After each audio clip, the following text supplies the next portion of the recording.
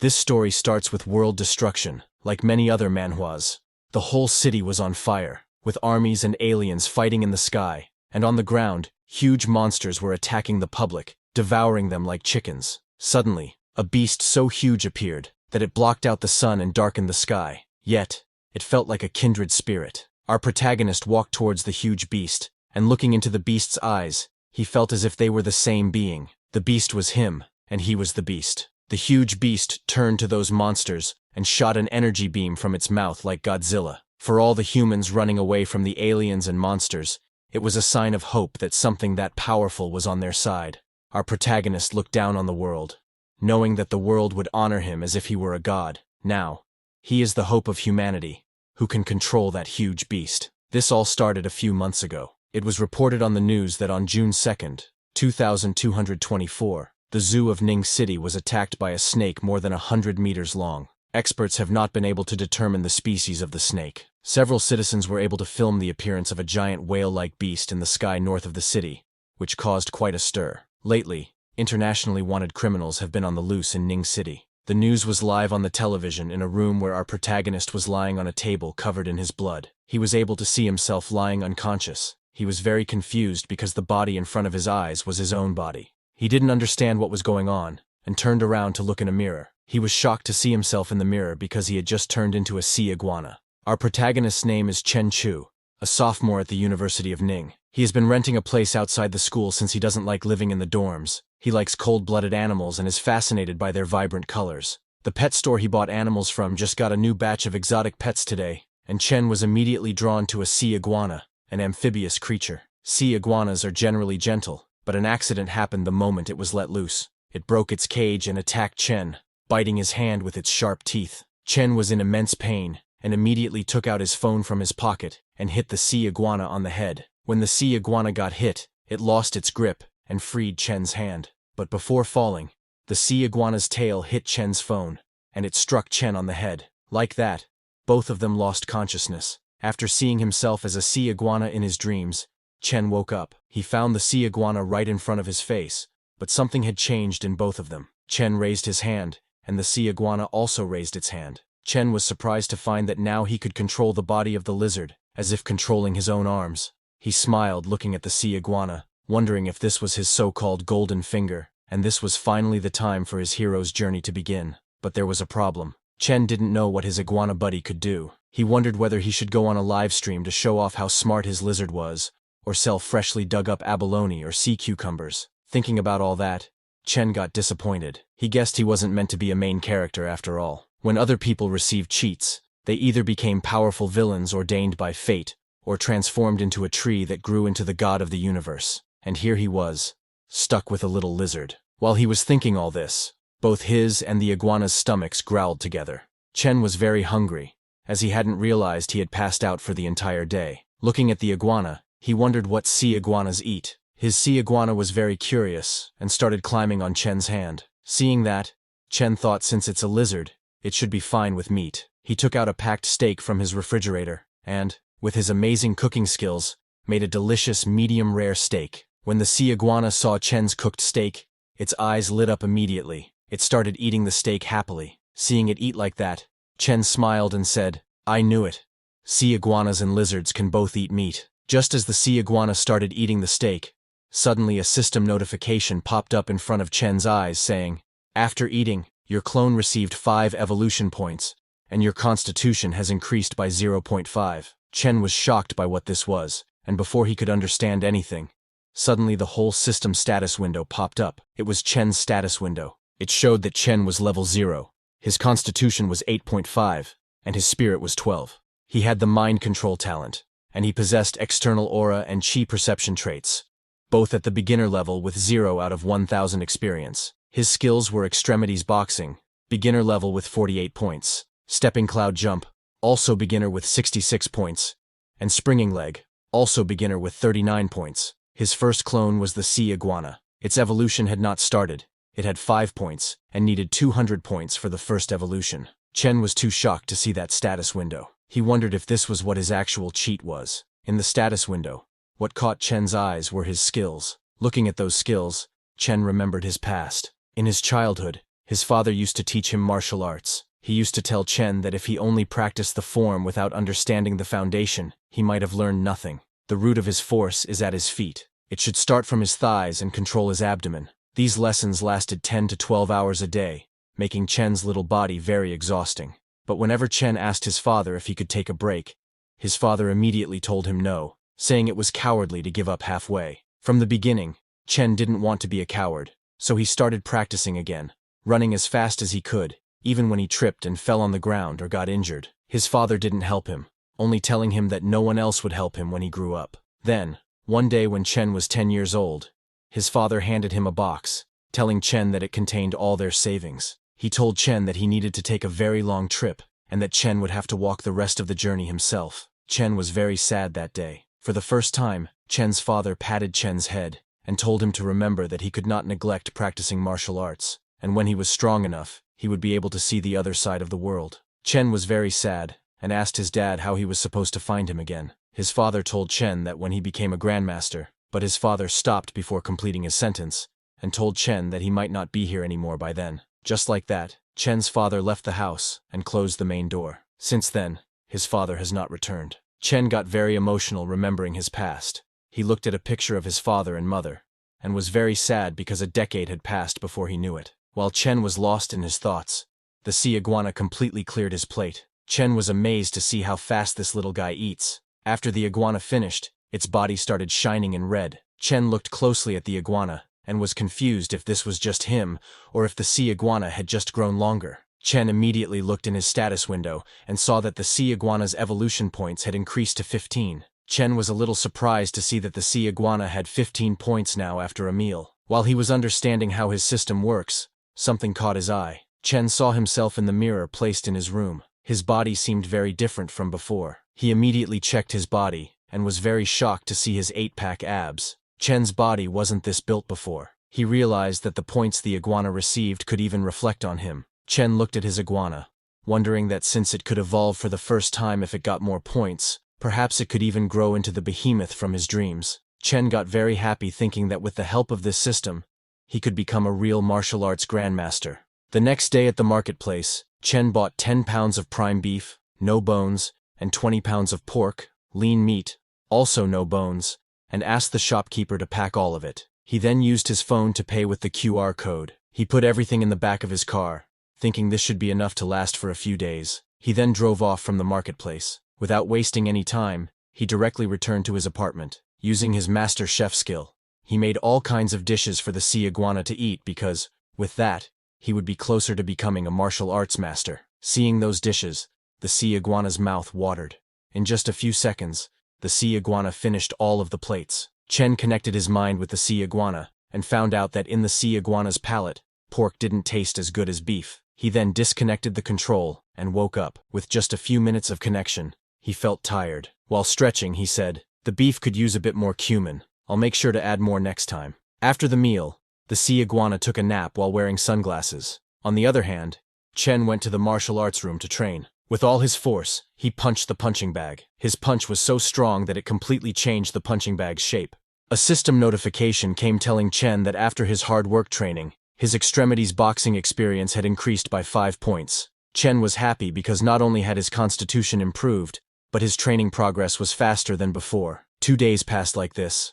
Chen was still training, having destroyed 2 punching bags in these 2 days, and the current one he was using didn't look that great. After training for that long, he was a little exhausted. This feeling of getting stronger just by working hard at training is amazing. Before ending this section, Chen again jumped to the punching bag. He kicked the punching bag with all his power, and his kick was so strong that the chains holding the punching bag broke, sending it flying. After just 3 days of training, Chen's attributes had increased significantly. His extremities boxing skill upgraded to an intermediate level, and his stepping cloud jump and springing leg skills also increased in power. Not only that, the sea iguana's evolution points also increased to 195. It now only needed 5 points to evolve for the first time. Looking at his status window, Chen said, "From the perspective of traditional martial arts, right now, I should have reached the peak of the Ming realm." Chen remembered his father telling him that the realms of martial arts are divided into Ming, Dark, and Transformation. The peak of the Ming realm makes one a top-notch fighter, capable of taking on 10 opponents alone.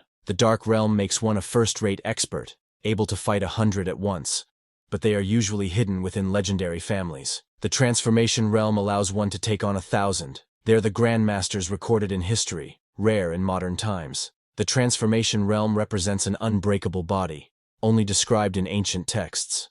At that time, Chen was very amazed, and asked his father which realm he was in. Chen's father told him that he once briefly reached the Dark Realm, but his expression darkened, remembering what happened after that. Little Chen didn't understand his father's emotions. He was very amazed by his father reaching the Dark Realm, and asked him if he was from one of those legendary families too. Chen's father was shocked by little Chen's question. He took a deep breath and told Chen that he was just from Luotuan. In the present, it's already afternoon. When Chen comes out of the martial arts room, he finds his sea iguana lying on the sofa. He was surprised to see the sea iguana, which had grown so much already in just 3 days. The sea iguana only needed 5 more points to evolve. Looking at it, Chen said, "One more meal, and you will be ready to evolve. Let's hope it won't be disappointing." He again made many dishes, and gave them to the sea iguana. As the sea iguana started eating, its evolution points began to increase. The evolution points reached 199. It was almost ready to evolve. Chen connected himself to the sea iguana,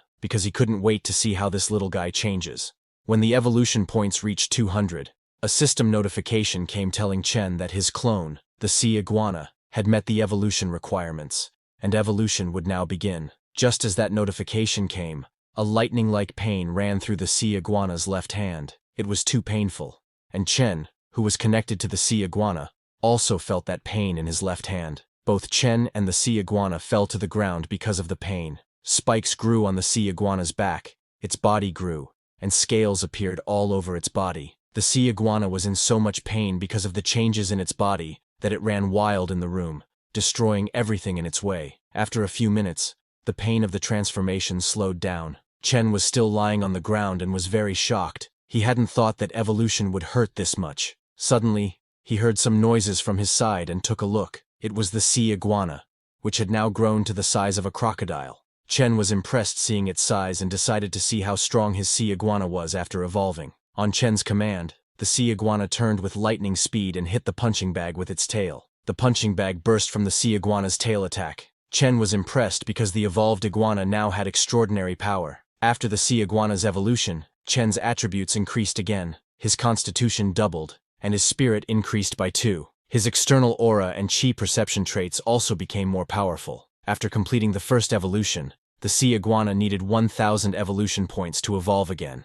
Chen was surprised looking at his status window as he hadn't expected that when the clone evolves, his main body's physique and attributes would directly double in growth. Looking at his status window, Chen was a little confused. He just didn't know if his attributes increased because his current strength was too weak, or if every time the clone evolves, his body's constitution would double. Chen smiled, thinking, if it's the former, then my strength will improve at a decent pace early on, but if it's the latter, that would be kind of terrifying. Currently, judging by traditional martial arts standards, Chen realized that he had just entered the Dark Realm. He activated his traits which allow him to unleash external energy. Seeing a red energy coming out of his body, Chen got very happy because now, he was officially a martial arts expert. But after looking into that energy, Chen understands that with training, 100 skill experience points a day is the limit. He thought that, since the improvements are mirrored, to further enhance his body, he will have to rely on the sea iguana. He again connected himself with the sea iguana, and when he released his energy, the sea iguana also released the same energy. Chen was shocked to find that even the iguana could release his external energy. Suddenly, the sea iguana got alert and looked in the direction of the main door. It felt someone's presence. That person started knocking on Chen's apartment door.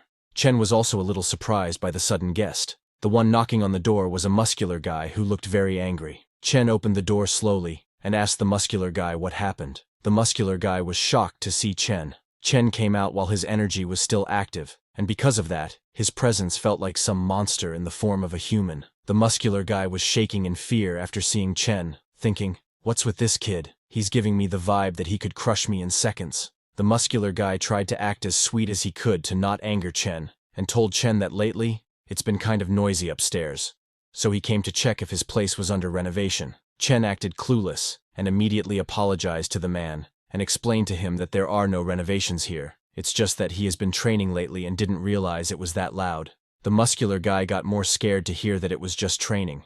wondering whose training feels like an earthquake. He tried to take a sneak peek into Chen's apartment and saw that everything inside Chen's apartment was destroyed. It looked like an earthquake had happened inside. The muscular guy was too scared seeing all that. He realized that if he said something to Chen, it would not go well. He immediately turned around and said, "It's fine, no big deal." While leaving, he asked Chen if he could change his training methods a bit, like maybe something quieter. Chen apologized again and told the man that it was no problem. He would adjust his training methods from now on. The scared muscular guy thanked Chen and immediately went into the elevator to escape from there. After he left, Chen's sea iguana came out, which had been hiding on Chen's command. After checking that everything was okay and that the muscular guy hadn't found out about the sea iguana, Chen closed the door. Looking at his sea iguana's size, he realized that the sea iguana clone was too large and it was no longer suitable to keep indoors. He decided that it was about time to release the sea iguana clone into the sea. He took the sea iguana in his car and drove off to the nearest beach. When he got to the beach and checked that no one was around, he opened the door of his car and let the sea iguana come out. Even though it was a sea iguana, it was its first time seeing the sea in reality. After that, Chen connected his mind with the sea iguana, controlled its body, and went into the sea. When the sea iguana was underwater, Chen activated his energy sense. When the energy sensing was activated, Chen could see many sea creatures all around him. With the current energy sense, he could cover a radius of 10 meters around him. While he was exploring the sea and its animals, he saw a 5-eyed fish swimming. Chen was shocked to see that a fish actually had 5 eyes. He decided to make it today's first target. Slowly, he started following the 5-eyed fish, and when he got very near, he immediately jumped to attack. The fish was too shocked to see the sea iguana, and immediately went inside a hole in the ground. When Chen followed the fish into that hole, the 5-eyed fish came out suddenly to attack. Chen didn't give the fish any chance to deal damage and immediately attacked it. He bit the fish's stomach with its sharp teeth. After killing the fish, the sea iguana ate it. A system notification came telling Chen that after eating the mutated fish, his clone gained 10 evolution points. Chen's physique also increased by 1. Chen was surprised to see 10 evolution points because after evolving, eating normal food only provides 1 evolution point per meal, but mutated fish can actually give 10 points. Chen thought that with these kinds of mutated creatures appearing in the ocean, and considering the recent news, it seems like the world is far from peaceful. While roaming around, Chen noticed a mutated fish with 10 eyes and hunted it down. He killed that fish with its sharp teeth and devoured it, gaining more evolution points. After a few hours, Chen got a system notice that his clone had already reached the daily cap of 100 evolution points, and he could not gain more today. Chen was amazed to see that to human eyes, the ocean at night is cold and pitch black. But through the sea iguana clone's eyes, Chen saw that the underwater world is colorful and vibrant. As an amphibian, the sea iguana can stay underwater for a long time, but since it doesn't have gills, it still relies on lungs to breathe, so it needs to surface for air every now and then. While he was exploring, he saw a huge crack on the surface of the sea. He went into that crack and found a cave inside filled with air. Chen thought this spot looked pretty good and decided to have the sea iguana clone rest here. After disconnecting the mind control of the sea iguana, Chen said, "Since the clone is settled, it's about time for me to head back." While he was heading home, he saw a house in the middle of the forest. Chen was shocked to see that house. He could not believe that someone was actually living in this place. But before he could pass that house, he heard someone's voice asking for help. Chen understood that something might be wrong. His super hearing acted at the right time, but to not alert the bad guys, he didn't stop his car and went ahead. His decision was right because 2 thugs, one bald and one with blue hair, were looking at his car from inside the house. They checked carefully to see if Chen's car had left. Those thugs had kidnapped a girl whose screams for help Chen had heard. 2 thugs were checking outside, and one black-haired thug was preventing the girl from screaming. The bald thug kicked the black-haired guy, shouting, "How are you this careless? Didn't I tell you to watch her? You didn't even notice the cloth fell out of her mouth." The black-haired thug explained to his boss that it was so dark out here. How could he have seen it when they dragged her in? The bald thug understood that it wasn't his fault. He took a cloth and covered the girl's mouth, telling her to shut up and behave, or he would let the guys have their fun tonight. The girl was very scared and helpless. Little did she know that her savior had already arrived. Chen came by foot so that the thugs wouldn't get alerted. He immediately activated his energy sense, which allowed him to easily see what was happening inside the house and how many people were there. It worked like X-ray vision. He saw that inside, there were 2 thugs having a drink, and a girl who was tied with ropes. There was another thug standing beside the main door, eating something and busy on his phone. Seeing the scene from inside, Chen realized that it was either kidnapping or human trafficking. There were 3 men, and 2 of them had knives. Chen decided that it was best to deal with them within a minute. He gathered all his energy in his hand, and then smashed the main door of the house. When he smashed the door, the thugs were surprised, and immediately took out their knives. Chen didn't give them any chance to attack. He immediately kicked the black-haired thug in the stomach. That thug went flying and hit a wall behind with a solid impact.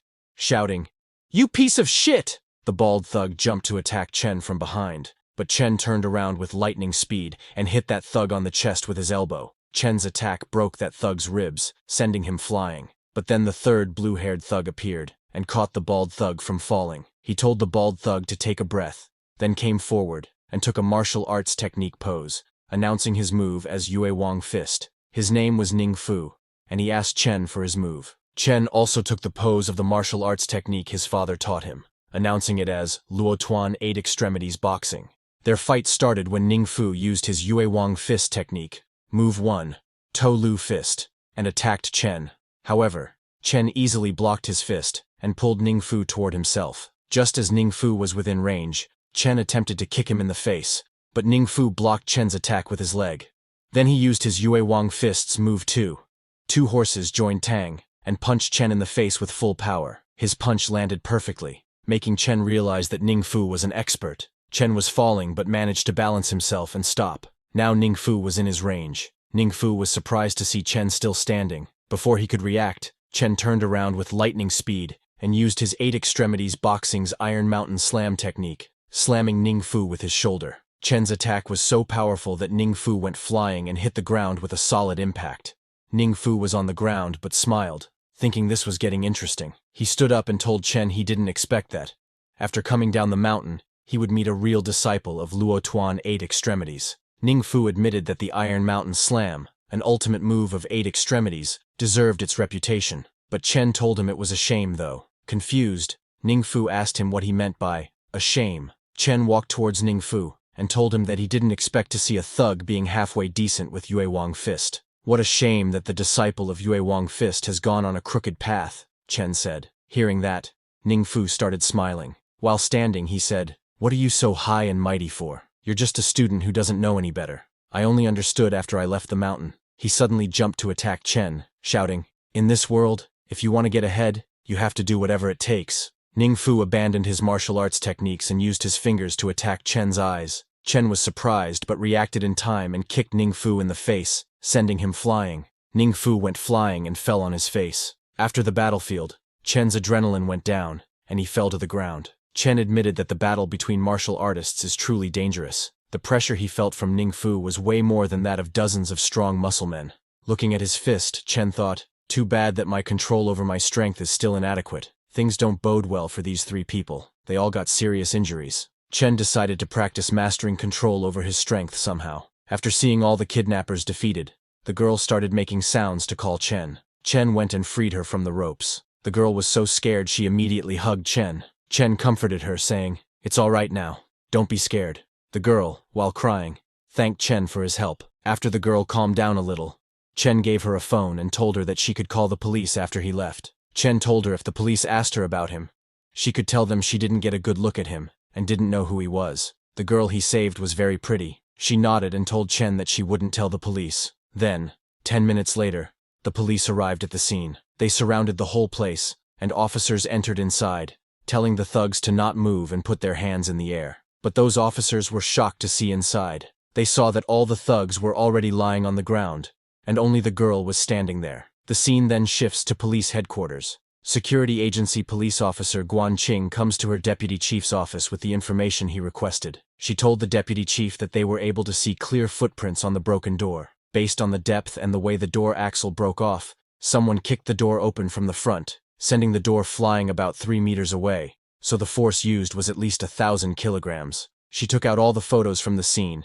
and told the deputy chief that among the kidnappers, 2 of them died instantly, and the one left has entered a vegetative state after suffering a major concussion. According to the kidnapped girl, Lin Rongya, the person who helped her was wearing a mask in the night, and she couldn't tell what they looked like. The deputy chief of the security agency looked at those photos and got confused, asking how this could be. The most force the king of boxing was able to exert was 800 kilograms on a machine in boxing. In real life, it's unheard of for this amount of force to be reached. Officer Guanqing agreed, saying, "It's true that this guy's strength is inhuman, although stranger things have been happening lately." While they were talking, suddenly thunder struck above the city. Looking outside his window, the deputy chief said a storm is coming. He was not talking about the weather. He was talking about evil things which could disturb the city's public. On the other hand, after saving that girl, Chen went to a lakeside with his car. There was a boat in the lake, and Chen's attention was not on the boat. He was looking at that boat from his car. From that boat, 3 men came out. 2 men were shirtless and looked like thugs, but the third man with black hair looked like a businessman. One of the thugs called the black-haired man boss and asked him why he had just made some money and already spent 1 million on a woman from Bald Tiger, questioning if that wasn't too wasteful. The other thug agreed with the first, telling his boss that it took them so long to dig up a sunken ship and they only made a little more than 2 million. Hearing them, the black-haired guy called them short-sighted and asked them if they even knew who that woman is, stating that money will not be an issue if they have her. Hearing that, both of the thugs got happy. The black-haired boss then asked one thug if he had finished the business with the company. That thug told him not to worry, saying he had already arranged a shipping company. They rented a high-end office building for the offices according to his request. Another thug told the black-haired boss that he also got the headhunting company to find them the prettiest girls for the secretary and the front desk positions, and he would not be disappointed. Hearing that, the black-haired boss smiled and said, with the underwater breathing ability he had awakened, as long as they find the position of a sunken ship, they can get all the treasures on shore. They will have as much money as they want. He laughed and asked those thugs to follow him closely, and he would not let them starve. While they were talking, suddenly something jumped on a tree behind them, alerting those 3. The black-haired boss immediately turned around and asked, "Who's there?" It was Chen who was behind the tree. He came out and told the black-haired guy that he had seen a lot of perverts, but some were especially notable. Seeing Chen emerge from behind the tree, the black-haired guy took out his knife and immediately jumped to attack Chen, shouting, "You've got a lot of nerve, but people like you don't live long." He was fully intent on killing Chen, not knowing that Chen was a martial artist. Chen gathered all his energy into his leg, and then kicked the ground with full force, his attack so powerful that it made the ground explode, causing the black-haired man to bounce into the air. Just as he fell, Chen hit his hand, making him lose his knife. Chen didn't give the black-haired guy any chance to fight back and kicked him in the stomach, sending him flying into a tree. The other 2 thugs were scared seeing their boss defeated. One thug said, "It's impossible. The boss has become way stronger and faster after he got his superpower. He can defeat 5 guys easily." The second thug said it's not good and suggested they run away, but before they could escape, Chen hit the back of their heads, making them lose consciousness and fall to the ground. After taking down those 2 thugs, Chen turned to the black-haired guy and asked him to look at him. The black-haired guy was scared and asked Chen what he was doing. Chen was going to test out his mind control power. He activated the mind control skill and asked the black-haired guy for his name and occupation. Looking into Chen's eyes, the black-haired guy's mind was controlled by Chen and turned purple. He came to Chen and told him that his name was Zhang Changshu. He owned a ship, smuggled for a living, and a month ago, he acquired the superpower to breathe underwater. Hearing the black-haired guy spill everything about himself, Chen was pleased because his mind control was very effective. The black-haired guy was now essentially a puppet under his control. He continued and told Chen that he raided sunken ships in the depths and exchanged any treasure he found for money with rich folks. After the black-haired guy had told him everything, Chen canceled the mind control. Just as the mind control ended, the black-haired guy's broken hand started hurting like crazy, and he fell to the ground. He called Chen boss and asked him what happened to his hand. Chen was confused and told him that he must have broken it himself accidentally. Hearing this, the black-haired guy again called Chen boss and said he understood. Realizing that his mind control had also affected the black-haired guy's judgment, Chen told him to rest a bit on the boat first and said he would be there in a sec after he woke up the other 2. The black-haired guy followed his order.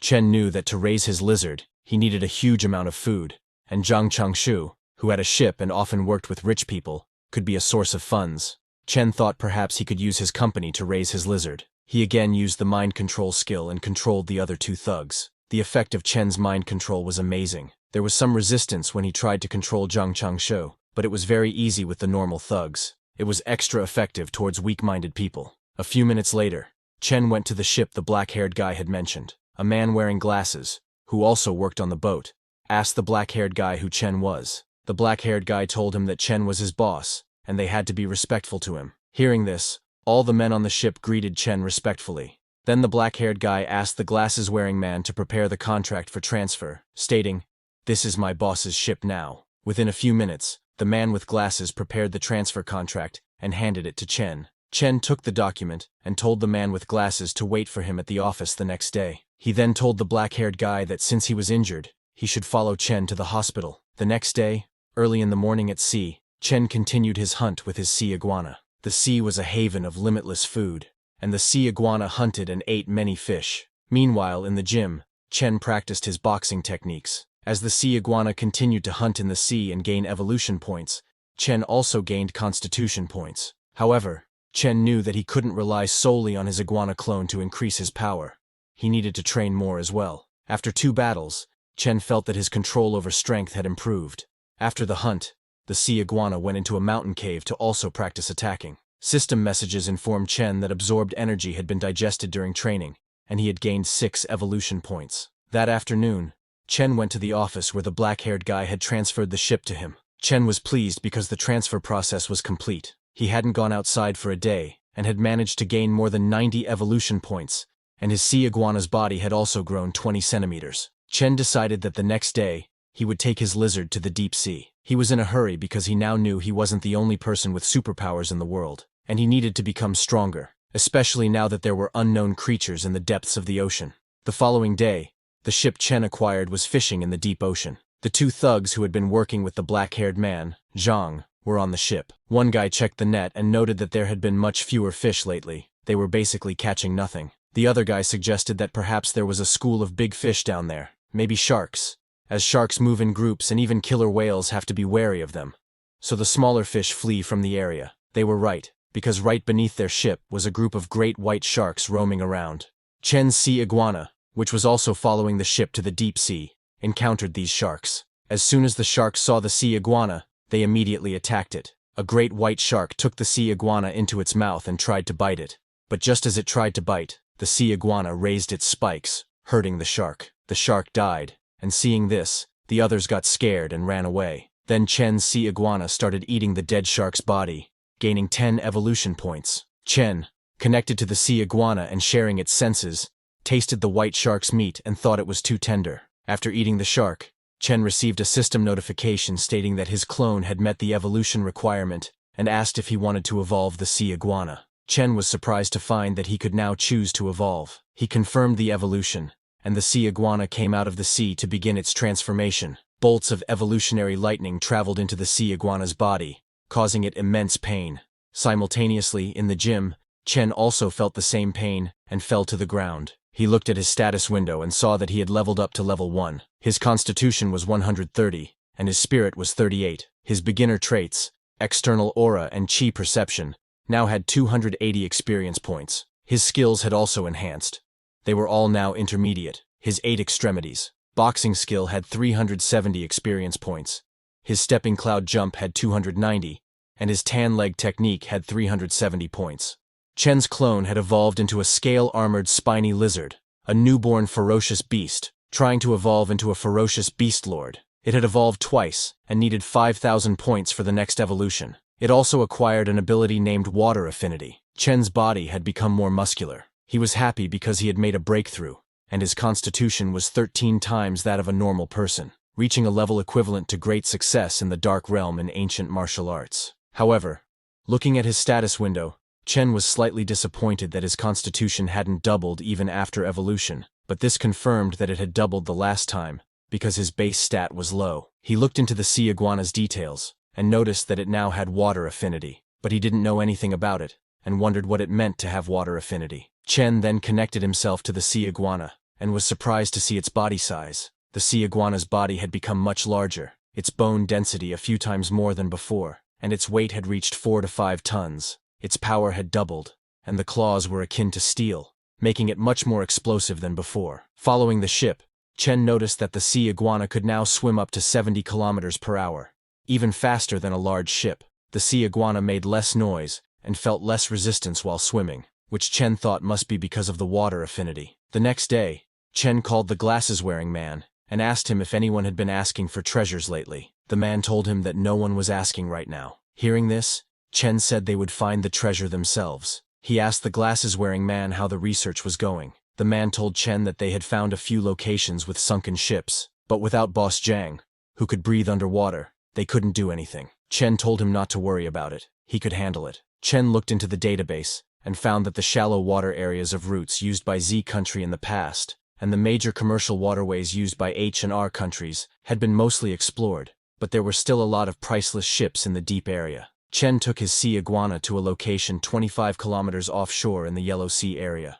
Connected to the sea iguana, he checked that he could now breathe deep underwater after this evolution, and his perception had also improved. He could feel the area up to 20 kilometers around him. He was confident that he was now ready to go after tidying everything up. Then he disconnected the connection with the sea iguana, looked at his phone, and saw that it was almost 11 o'clock. He decided to get some food to treat himself, thinking, isn't the point of raising a clone to enjoy life?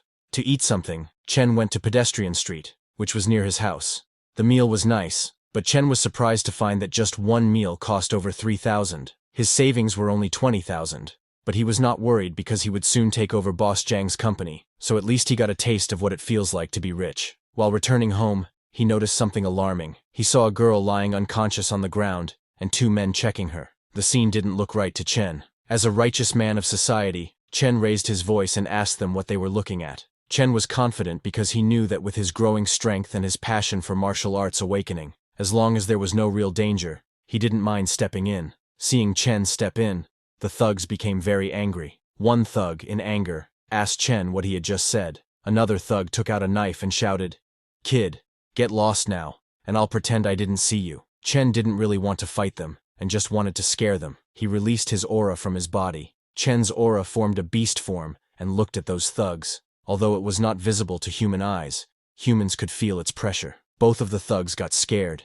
and didn't understand why it felt like they were being stared down by a beast. Scared, one thug suggested to the other to let's get out of here. But suddenly, the girl started laughing. She mocked the thugs, asking if they were actually scared and if they were really not real men. Seeing the woman provoking the thugs, Chen wondered if this woman was crazy. Hearing the woman's words, the thugs started to rethink their decision to run away. Looking at the woman, they thought that a woman like this doesn't come around every day, and they couldn't let her think they were weak. Immediately, both of the thugs charged at Chen. One thug said to the other that there was no reason to be afraid of Chen.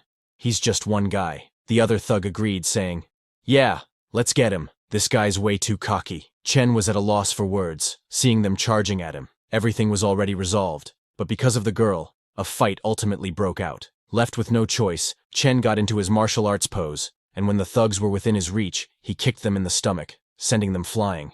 Chen barely used 10% of his strength. Otherwise, that kick could have reduced them to mush. He decided to let them off this time. They'd done wrong, but not enough to deserve death. Both of the thugs were very scared, and while running away, they called Chen a demon who came straight out of hell. After the thugs ran away, the girl stood up, laughing like a drunk person, and praised Chen, saying he was amazing and strong. Seeing her acting like this, Chen wondered if she was drugged. He immediately took out his smartphone and called the cops, informing them that there was a woman who seemed drunk outside Shengtang Bar. He told the cops that she looked a bit compromised. While Chen was on the call, the woman came near him and started teasing him in a lovely voice, asking Chen why he'd called the cops, if she wasn't pretty, and if he didn't want to take her home. Chen didn't reply to her and waited for the cops. A few minutes later, a group of cops showed up at the scene. One cop took the girl into their car, and another took Chen's statement. Chen told the cops that he was the one who called the police. He had come out for a midnight snack and saw her in that situation. He explained everything to the cops. After taking the statement, the cops left with the girl. Finally, after dealing with that, it was time for Chen to control the giant lizard and look for the sunken ship. Chen controlled the giant lizard and took it to check out the location that Glasses Guy had sent him. The information was accurate, and there really was a sunken ship there. Chen activated his energy sensing ability, but right now, his energy sense could only reach about 20 meters. Even with just that, after a few minutes of searching, he found a jackpot. On the shipwreck, he found solid gold bars. After finding the gold, Chen ordered Glasses Guy to steer the ship 3 kilometers east and drop a crate. Glasses Guy acknowledged and got to work. While he was preparing the crate, a guy called Glasses Guy and asked him if anyone else on the boss's crew, besides Zhang Changshou, could breathe underwater. Glasses Guy told him to stop asking questions and not to pry into the boss's secrets. Then, they dropped the crate, and Chen's sea iguana placed all the gold bars onto the crate.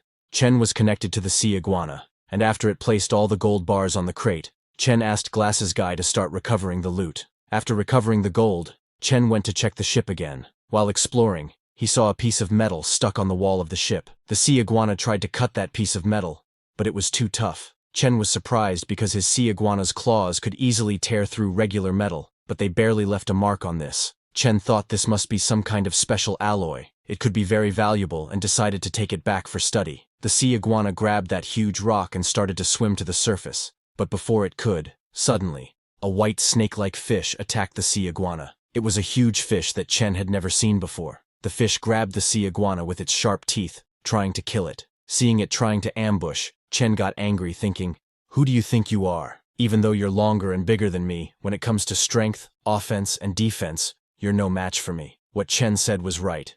In front of his sea iguana, that white fish was nothing. It killed the white fish and ate it like sashimi. A few hours later, Chen went to a beach. Looking at a huge rock, Chen thought, the reefs have been eroded by seawater for years, making them incredibly hard. The deserted beach at night is the perfect spot to test my strength. Thinking that, he punched the rock and saw that the force works both ways. But Chen's bone density is nearly 20 times that of an average human. Plus, with his external shield absorbing most of the impact, his hand only feels a bit sore, and that slight soreness, his body's recovery ability gets rid of it almost instantly. Chen continued to practice his boxing on that huge rock because, after this evolution, his physique had surpassed 200. Chen hadn't tested it yet, but knew that his punches should weigh at least 3,000 pounds, or 1.5 tons. With his outer energy boost and 8 extremities boxing technique, he could punch straight through a person with ease. To test his power, Chen punched that huge rock with full force, and with just one punch, he destroyed that rock. After training for so long, Chen was very exhausted and fell on the ground. He was training here because his punching bag at home isn't durable enough,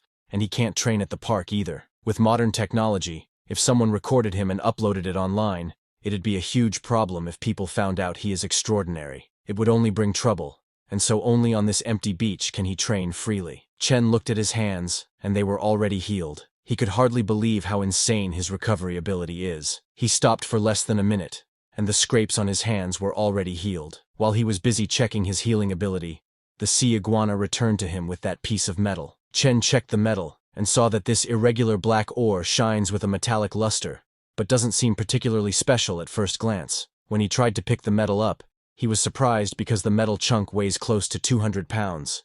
It's heavy and extremely tough. Even the giant lizard's claws struggle to scratch it. Chen thought this is perfect for crafting a weapon, but he knows that with his current skills, making a suitable weapon would be difficult. So for now, he decided to focus on dealing with those gold bars. After training, Chen returned to the ship and asked Glasses Guy where the stuff was. Glasses Guy told him that it's all on the ship, and everything's been cleaned up. He led Chen to the captain's cabin where all the gold was.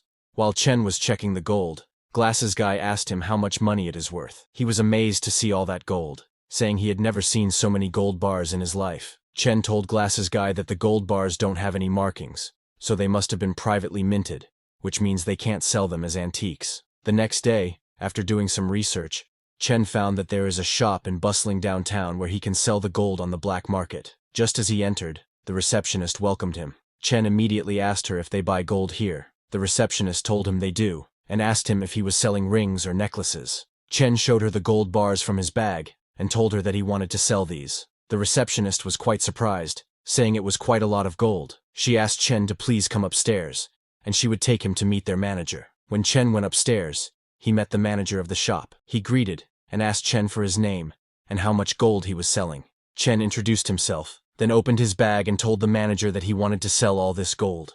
Seeing all that gold, the manager told Chen that he would need to have his team check the quality of the gold. He asked Chen to please wait a moment. The manager's staff got to work and started checking the gold while Chen sat on the sofa waiting for them to complete. After a few minutes, the manager came back and told Chen that his gold bars weigh a total of 11,250 grams. Since they're not very pure and privately made, they were offering 400 yuan per gram. He asked Chen if this works for him. Chen knew that privately made gold is hard to sell, and the price the manager was offering was right, so he made the deal. After all the necessary processes, Chen got a message from his bank that his account had been credited with 4,500,000 yuan. Chen then left the shop, and while driving home, he saw many people returning from their college or work. Seeing them, Chen thought, people my age are still hustling through college, while I can make millions from just one adventure. This all felt too surreal to Chen, who has been poor all his life. After getting that much money, Chen decided that first, he should get a better car because his current car has such a low chassis,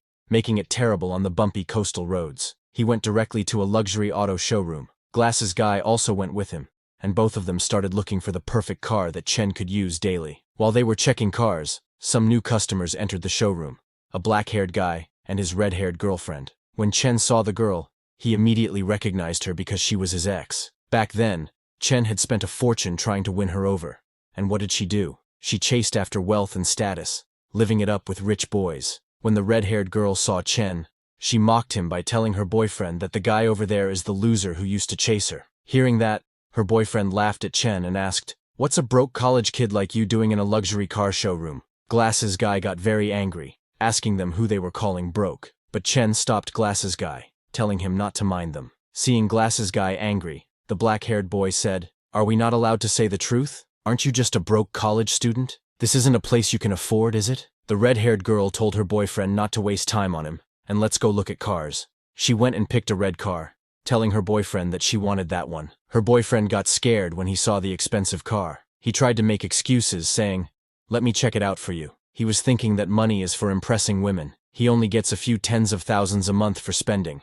So how could he actually buy her a luxury car? On the other hand, Chen checked out a white car. Looking at the car, Chen thought, this car has a high chassis and can carry stuff. It should meet all my needs. He told the saleswoman that he wanted this car and would pay by card. The saleswoman told Chen that this car costs 2.38 million yuan and asked if he would be paying by card or in full. Chen told her that he would pay in full. The red-haired girl was shocked to hear that Chen was paying by card for that car and that the car was 2.38 million. But her boyfriend came over and told her that Chen was just pretending, saying there was no way he had 2.38 million in his account. Hearing that, the red-haired girl agreed, telling him that back then, Chen couldn't even afford anything but instant noodles for weeks just to chase her. They made fun of Chen, calling him a broke student who was pretending to buy a luxury car. The black-haired guy came over and told Chen that there was no need to put on a show because it'd be embarrassing if his card gets declined. Glasses Guy told the black-haired guy that it's none of his business. He asked the black-haired guy what he would do if Chen could afford that car.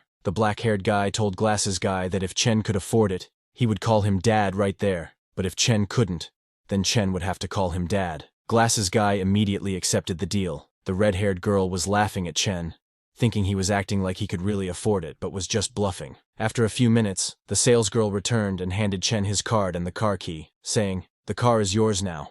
Chen thanked her, and then looked at his ex-girlfriend and her new boyfriend. The boyfriend was shocked to see that Chen actually bought the 2.38 million yuan car. The red-haired girl was also very confused, wondering how Chen had become so rich. Glasses Guy grabbed the boyfriend by the collar, asking, "Aren't you going to keep your word and call our boss Dad?" But then Chen intervened and told Glasses Guy not to waste time on people like this. While leaving with Chen, Glasses Guy told the two that his boss is too kind. If it were up to him, they wouldn't leave here today without saying Dad. The black-haired guy was very embarrassed, and the red-haired girl was speechless. When Chen drove off in his new luxury car, she chased after him, asking him to just hear her out, but Chen didn't stop. Seeing her chasing Chen's car, a saleswoman commented, she thought she found a rich guy but missed out on someone with real potential. Another saleswoman standing beside agreed, saying, "That's just how people are. They regret only after losing something." After leaving the showroom, Chen went to Cloud's Edge restaurant, the top spot for fine dining and service in N City. When he entered with his luxury car, all the waitresses greeted him with respect. He went to a private room where a waitress showed him the menu and asked what he would like to order. Chen looked at the menu and ordered a 5,888 yuan Boston lobster and a 7,888 yuan king crab, among many other items. When the food arrived, two girls came to personally feed Chen with their hands. All the food tasted more delicious when girls personally fed him. Chen was happy and said, "It's pricey, but worth it." Chen was thinking that after cooking so many meals for his lizard, it was time to enjoy the life of luxury himself. While he was enjoying his meal, he suddenly got a message on his phone. It was from his college advisor, informing the students that classes start in a week and they have to report to school on time. When Chen saw the message from the advisor, he remembered that he is still a sophomore. Chen then opened his status window. Now his constitution has reached 327, and his spirit is 49. He still has only one talent: mind control. His traits, external aura and chi perceptions experience points have also increased. His skills, 8 extremities, boxing, stepping cloud jump, and tan leg techniques power has increased too. His companion, armored spiked lizard's evolution points have reached 2,160, which needed 5,000 points to evolve a third time. Looking at the status window, Chen understands that once classes start, he will have less time, so he needs to earn more money fast to help his little lizard break through to the Shadow Realm. A few days later in the deep sea, swordfish, known as the fastest swimmers among fish, can reach speeds of up to 60 miles per hour, which is about 90 kilometers per hour. But right now, Chen's sea iguana is even faster than that. After racing with the swordfish, the sea iguana eats some delicious sailfish. Chen decides that once he is full, he will resume his treasure hunting. Just as he eats the sailfish, he gains 10 evolution points. Chen then gets back to treasure hunting. While searching, he finds out that by spreading out his senses, he can roughly detect things dozens of kilometers away. Unfortunately, even after scanning the seabed, he hasn't found any shipwrecks. Chen is disappointed because a few days have gone by with no results. He is seeing that the world is starting to change in strange ways. This makes him wonder if there are any secret supernatural organizations run by the government. Chen thinks that now that he has these abilities, he needs to be even more cautious in his actions. The next day, Chen went to a high-end office building in N City, after Zhang Changshu transferred the company. He hadn't visited it even once. Chen was impressed because this building is in the busiest area of N City. Zhang Changshu really went all out to make the company look good. Chen's new office name is Tianlin Marine Industries. Chen entered the building with a guy wearing glasses. The receptionist Nixin greeted the glasses guy as she didn't recognize Chen. The glasses guy asked Xiaoning to call everyone to the boss's office. Then, a few minutes later, all the girls working gathered in Chen's office. The glasses guy pointed at Chen and told all the girls that he is their company's boss, Mr. Chen. All the girls were very amazed to see their new boss, who is young, handsome, and super rich. Then the glasses guy started introducing people to Chen, pointing at Nixin. The glasses guy told Chen that she is their receptionist. Nixin greets Chen while blushing. As the introductions continued, a very attractive girl comes and gives Chen his coffee. The glasses guy introduced that girl as Chen's personal secretary, Su Lengyu. But Chen was busy reading documents, and told Su Lengyu to leave the coffee on the table. Chen was surprised to see that even though it's just a shell company, it's surprisingly well equipped, and it costs hundreds of thousands to maintain this company every month. Chen understands that he will need to search for more shipwreck treasures. Chen called the glasses guy, and told him to end the introductory meeting here, and have everyone get back to work. He ordered the glasses guy to head back to the ship, and keep an eye on things for now. The glasses guy said, "Okay," and left. Chen knows that the mind control effect is stable for now, but subconscious hypnosis isn't foolproof. He understands that he needs to make sure they don't interact too much with the outside world. Chen then took the coffee, and was enjoying it while looking out the window. But suddenly he got a system notification that he had gained 0.7 constitution points. Multiple notifications came at once. Looking at those messages, Chen thought, using clones to hunt while just lying around and getting stronger feels amazing. Chen then connected his mind to the sea iguana. Chen's sea iguana is hunting fish. Now it could control the internal energy, and is using it to hunt big fish easily. The fish Chen hunted this time was a barracuda. He knows that barracudas are typically only about 2 meters long, but this one he hunted is 4 or 5 meters long. Its speed is incredible, and its teeth are harder than steel. If not for Chen's strong external force field, he might have been hurt. The number of fierce, mutated fish in the ocean is increasing. When the sea iguana eats it, Chen finds that this meat is clearly different, and it provides much more energy. Just as the sea iguana eats the fish, Chen suddenly gets a system notification telling him that his clone has devoured with effort and gained 90 evolution points. Chen also gains 9 constitution points. As that message comes, Chen's internal energy activates itself, and his body becomes more muscular. Chen feels that something's off. He realizes that this fish definitely has something unusual about it. Now, his muscles and bones are enhancing, and the increase is 10 times what it used to be. After seeing its effect, Chen looks for that fish, but it's a shame that in such a vast ocean, that mutated fish seems to be the only one of its kind. On the other hand, at Tianlin Marine Industries office, receptionist Nixin asks Su Lengyu if she thinks the boss has a significant other. Su Lengyu smiles and asks Nixin why she is asking, and if she is planning to make a move on him.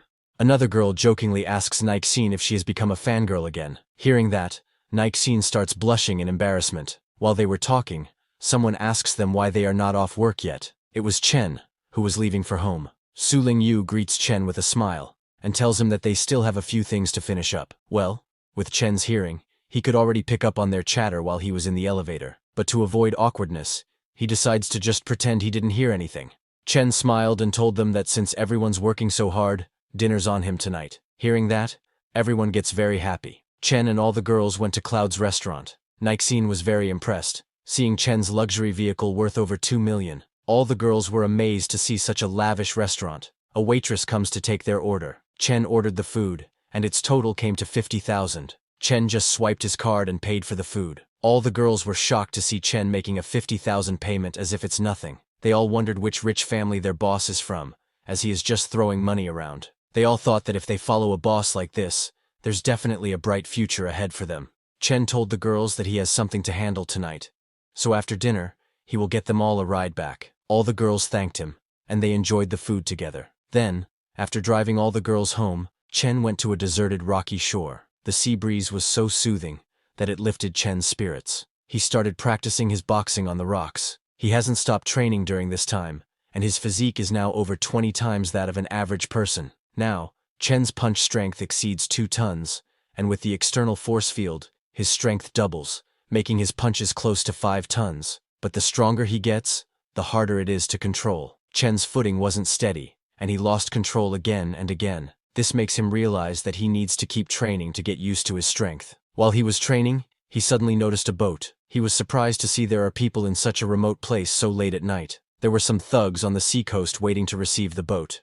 The receiving thug asked the thug from the boat if he didn't trust him yet, noting that they had done so many deals together. The thug from the boat replied that it's just that the heat is on right now, and he reminded the receiver that the rules are as usual. Money first, then the goods. Chen was spying on them while hiding behind a rock, understanding that it was a D-grade deal, but they were armed, so he needed to be cautious. The receiver's men checked the goods and told their boss that it was top quality. Hearing that, the receiver gave the thug from the boat the money and shook hands, saying it was a pleasure doing business with him. While leaving, the receiver thug told his men to be careful because things are tight lately. His men assured him not to worry, saying, "Boss, we only work through single channels. Even if something goes wrong with the goods, they won't be traceable." Those thugs thought no one could catch them. Little did they know that Chen was coming for them. Chen approached with lightning speed, punched one thug on the neck, and kicked another one at the same time. The thug's boss was surprised to see Chen, and he immediately took out his gun to shoot. But before he could aim or shoot,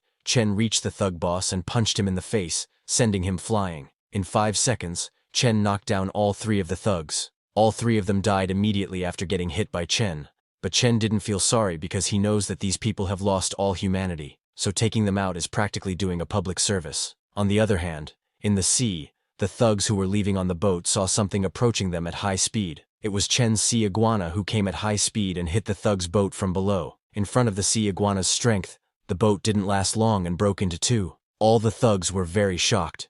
They didn't understand what was going on. Did they run into something big? When the ship broke down, all the thugs fell into the sea. When they fell in, they saw Chen's sea iguana, which was 2 meters long and looked like some sea monster. Seeing that, all the thugs got scared and started running towards the coast shouting, "There's a monster! Somebody help!" One by one, Chen's sea iguana started hunting those thugs who were running away. Realizing that there was no way they could run away, a thug took out his gun saying, "Not like we can run away anyway. Let's go all out. I don't believe you can dodge a bullet." He aimed at the sea iguana and shot, but the bullet just bounced back after hitting the sea iguana. Seeing that, those thugs got even more scared, and before they could do anything, Chen's sea iguana attacked them. In a few seconds, it killed all the thugs running away from him. After killing them all, the sea iguana grabbed the suitcase in its mouth that those thugs got from the receiver thugs and returned. Sometime later, in Chen's room, Chen opened the suitcase, and it was filled with money. 1 stack of bills is 10 grand. 300 stacks means 3 million. Looking at all that money, Chen thought, cash laid out in front of you feels so much more real than numbers on a bank card. The scene then shifts to the next morning at a cafe. Chen went to the cafe with his secretary, Su Lingyu. All the men in the cafe were amazed to see a stunning woman like Su Lingyu, who gives off a cold, untouchable vibe. She was every man's dream girl, but Su Lingyu didn't even glance at those men, and went to Chen with some papers, asking, "Boss, please sign this." Hearing this, everyone became very jealous, wondering, is that her boss? He looks so young. Chen then stood up and said in a serious tone, "Let's go back to the company. Notify everyone. Meeting time." When people saw Chen's demeanor, they thought, this young man feels as unmovable as a mountain. His presence is terrifying. Later, at the meeting room, Chen pointed at a graph and told his workers to handle every little detail well, and they would be the company's heroes. As long as the company's performance keeps going up, by year's end, everyone gets a big bonus, he stated. While Chen was talking, he suddenly received a voicemail from his school telling him that today was the last day to register for school, and he was the only one left in his class. Hearing the voicemail, Chen sent a sorry message to his teacher saying he would head over right now. Chen turned to leave while telling everyone that he needed to go register at school, and since there wasn't much to do today, everyone could leave work early. He also instructed that while he was not there, Su Lengyu would handle all company matters. Niaxin asked in shock, "The boss is still a student?" Another girl standing beside said, "Boss seems so composed. I thought he was some rich heir raised with perfect manners." The scene then shifts to N University campus. When Chen arrived there in his new luxury car, everyone was shocked, wondering if Chen was actually a rich kid. A guy recognized Chen's car and told other students that his car was worth over 2 million. Suddenly, this news started circulating on N University's campus forum. A video of Chen was posted on the forum saying, on the last day of new student registration, a tall, rich, handsome guy shows up in a car worth over 2 million. Many people commented on the post. A student from Chen's class recognized him and commented, "Isn't that Chen Chu? He got so handsome over the summer." Another guy commented saying, "Who cares about how handsome he is? Driving a car worth 2 million? His family must be billionaires." A yellow-haired girl in very revealing clothes was looking at the university's campus forum, and when she saw Chen's photo she thought, he looks so familiar, especially his eyes, black and white like stars, radiating a sharp brilliance. While reading the comments on Chen's post, she saw a comment saying, "He's not a freshman, he's a sophomore in the finance department.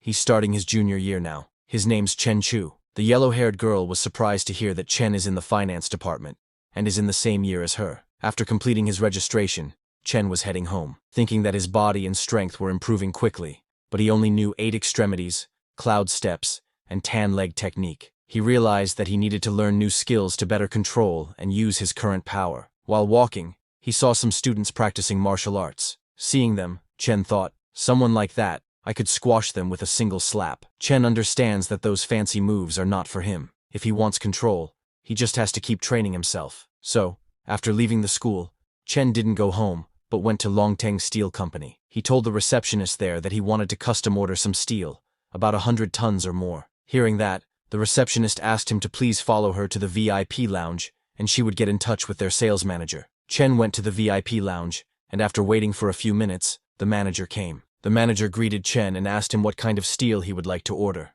Chen told the manager that he wanted a steel pillar, 2 meters in diameter and 5 meters tall, and a few steel blocks, weighing 1, 5, 10, and 20 tons each. Hearing that, the manager calculated and told Chen that based on his requirements, the total weight was about 200 tons, and the estimated cost was around 700,000, but the final price would depend on the finished product. Chen told the manager that it was fine, and asked him to proceed with signing the contract. The scene then shifts to the next morning, at Zhang Changshuo's makeshift dock. The glasses guy showed Chen a large building, and told him that this whole area was Chen's warehouse. Seeing that, Chen praised the glasses guy, and told him to head back, as he wanted to look around by himself. Glasses guy said yes, and left. Then, while Chen was looking around, he suddenly got a notification saying his clone had gained 8 evolution points through diligent eating, resulting in 0.8 constitution points. Seeing those messages, Chen thought that there are stages like Ming, Dark, Transformation, and Beyond Transformation, and he hadn't even reached the transformation stage yet. He still had a long way to go. He looked in the warehouse and thought that once the steel pillar was set up in the warehouse, it would be his training ground. The maximum evolution points per day are 100, so Chen needed at least 1 more day to evolve his sea iguana. Thinking that, Chen said, compared to the giant lizard's progress, my body is still way too slow. On the other hand, police arrived at the scene where Chen killed those thugs last night. A policeman recognized the receiver thug as Luo Hao, known as Big Boss Luo in the underworld, who owns a bar and commands over a dozen lackeys. His right hand was almost severed by a blunt weapon wielded with incredible force, barely hanging by a thread of skin. Lying beside Luo Hao was Iron Lao Chi, whose chest was hit with immense force, crushing his organs and killing him on the spot. The police concluded that all three men were killed within a minute by the same person. They understood that the strength and speed of this individual were insane. They all were wondering who could pull off something like this.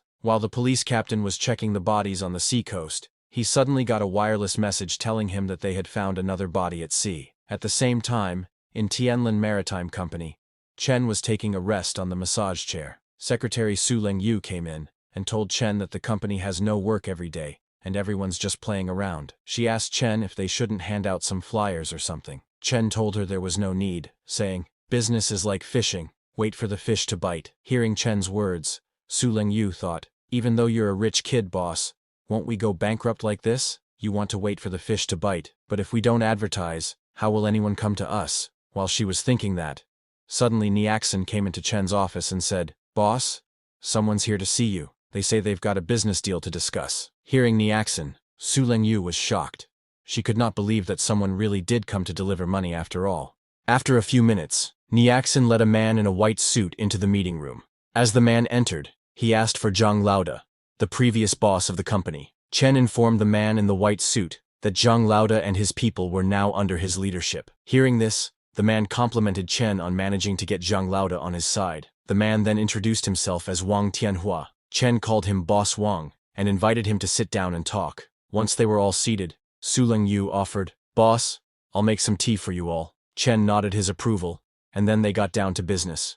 Wang revealed to Chen that he had a centuries-old sunken ship worth at least tens of millions. He asked Chen what he thought, and if he could make it happen. Confidently, Chen questioned Wang about how he planned to split the profits once they recovered the goods. Wang stated that since he provided the map, he would take 70%, and Chen would get 30%, as that was the going rate even with international teams. Upon hearing this, Chen suggested Wang find an international team instead. Surprised but not angered, Wang asked Chen for his suggestion. Chen firmly proposed a 50-50 split, adding, "Otherwise, forget it." Wang, knowing that private salvage was nearly impossible under strict current laws, and that Chen was his only shot, paused to think. Finally, he turned to Chen and asked if he was sure he could manage the recovery. Chen, with confidence, assured him, "With guys like Zhang Lauda under me, if you're not reassured, you can come along and see for yourself." Wang agreed, and extended his hand. 50-50 it is then.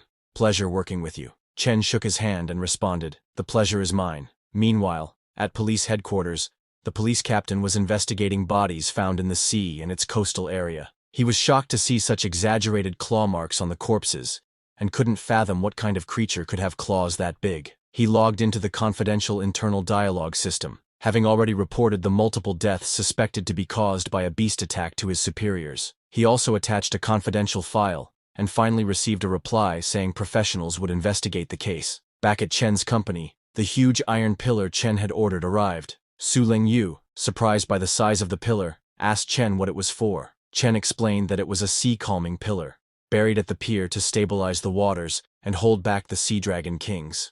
Su Lengyu was amazed at her boss's knowledge. After paying for the iron pillar, Chen checked his account balance, which was only 321,800. Seeing his balance, Chen thought to himself, "Money just flies away. Now I'm down to this little." Sometime later, Chen went to Bixi Garden Complex, where his secretary, Su Lengyu, lived. She came out of the car and said, "Boss, sorry to trouble you again. Why don't you come upstairs for some water?" It was a signal from her, but Chen declined, mentioning he had something else to do soon, and then he left. When Chen left, Su Lengyu felt very embarrassed, thinking about how bold her invitation had been. She became even more embarrassed when she suddenly remembered that her underwear was still lying around on the sofa. Meanwhile, the reason Chen declined Su Lengyu's invitation was that at dinner earlier, he had accidentally snapped his chopsticks. This incident made him realize that he still needed to practice controlling his strength. So, after leaving Su Lengyu, Chen didn't directly return to his home but went to the seacoast instead.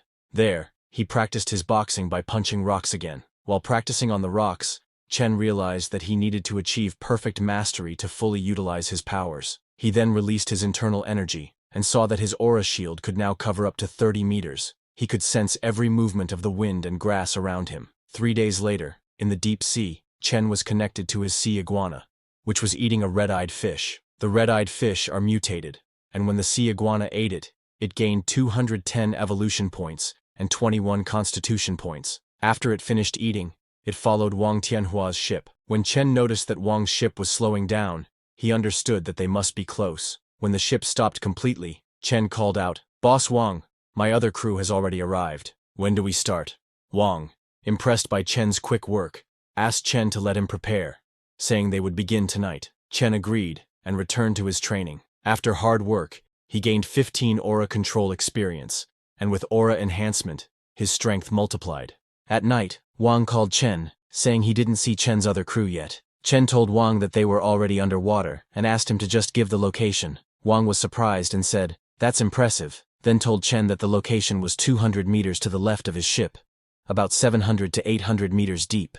After hearing the location, Chen connected himself with the sea iguana and went to that location. But in that depth, even with the sea iguana's constitution, the water pressure made Chen uncomfortable. Upon arrival at the location, he saw that there was nothing there. Chen called Wang and told him, 800 meters deep, within a 200-meter radius, and there's nothing. Wang was surprised to hear that Chen had already searched the area, as it was just too fast. Wang could not understand how it was possible that Chen scanned 700 to 800 meters deep in just 20 minutes. Wang's secretary checked on his laptop and told Wang that after hundreds of years, the location had likely shifted. He told his boss to try moving about a kilometer east. Wang apologized and asked Chen if he could check about a kilometer east. Upon hearing that, Chen led his sea iguana to the new location. When he reached the new location, Chen activated his external energy and scanned the whole area. This new location was correct. There really was a centuries-old sunken ship. Chen smiled, seeing the ship because he was going to get rich. He loaded the loot from that ship onto the ladder, and Wang's men pulled it out. Wang's secretary checked and told Wang that 8 pieces were broken and 3 were intact, estimating the value at about 30 million, but if sold privately, they could get another 20 million. Wang, who was on the call with Chen, smiled hearing that and said, "Did you hear that, buddy? That's about the situation." Chen told Wang that the rest was up to him. He just needed to collect the money. Then, a few days later, Wang returned with the money. He told Chen that the loot totaled over 23 million. They each got 11.5 million. He asked Chen to count it if he would like. Chen told him there was no need.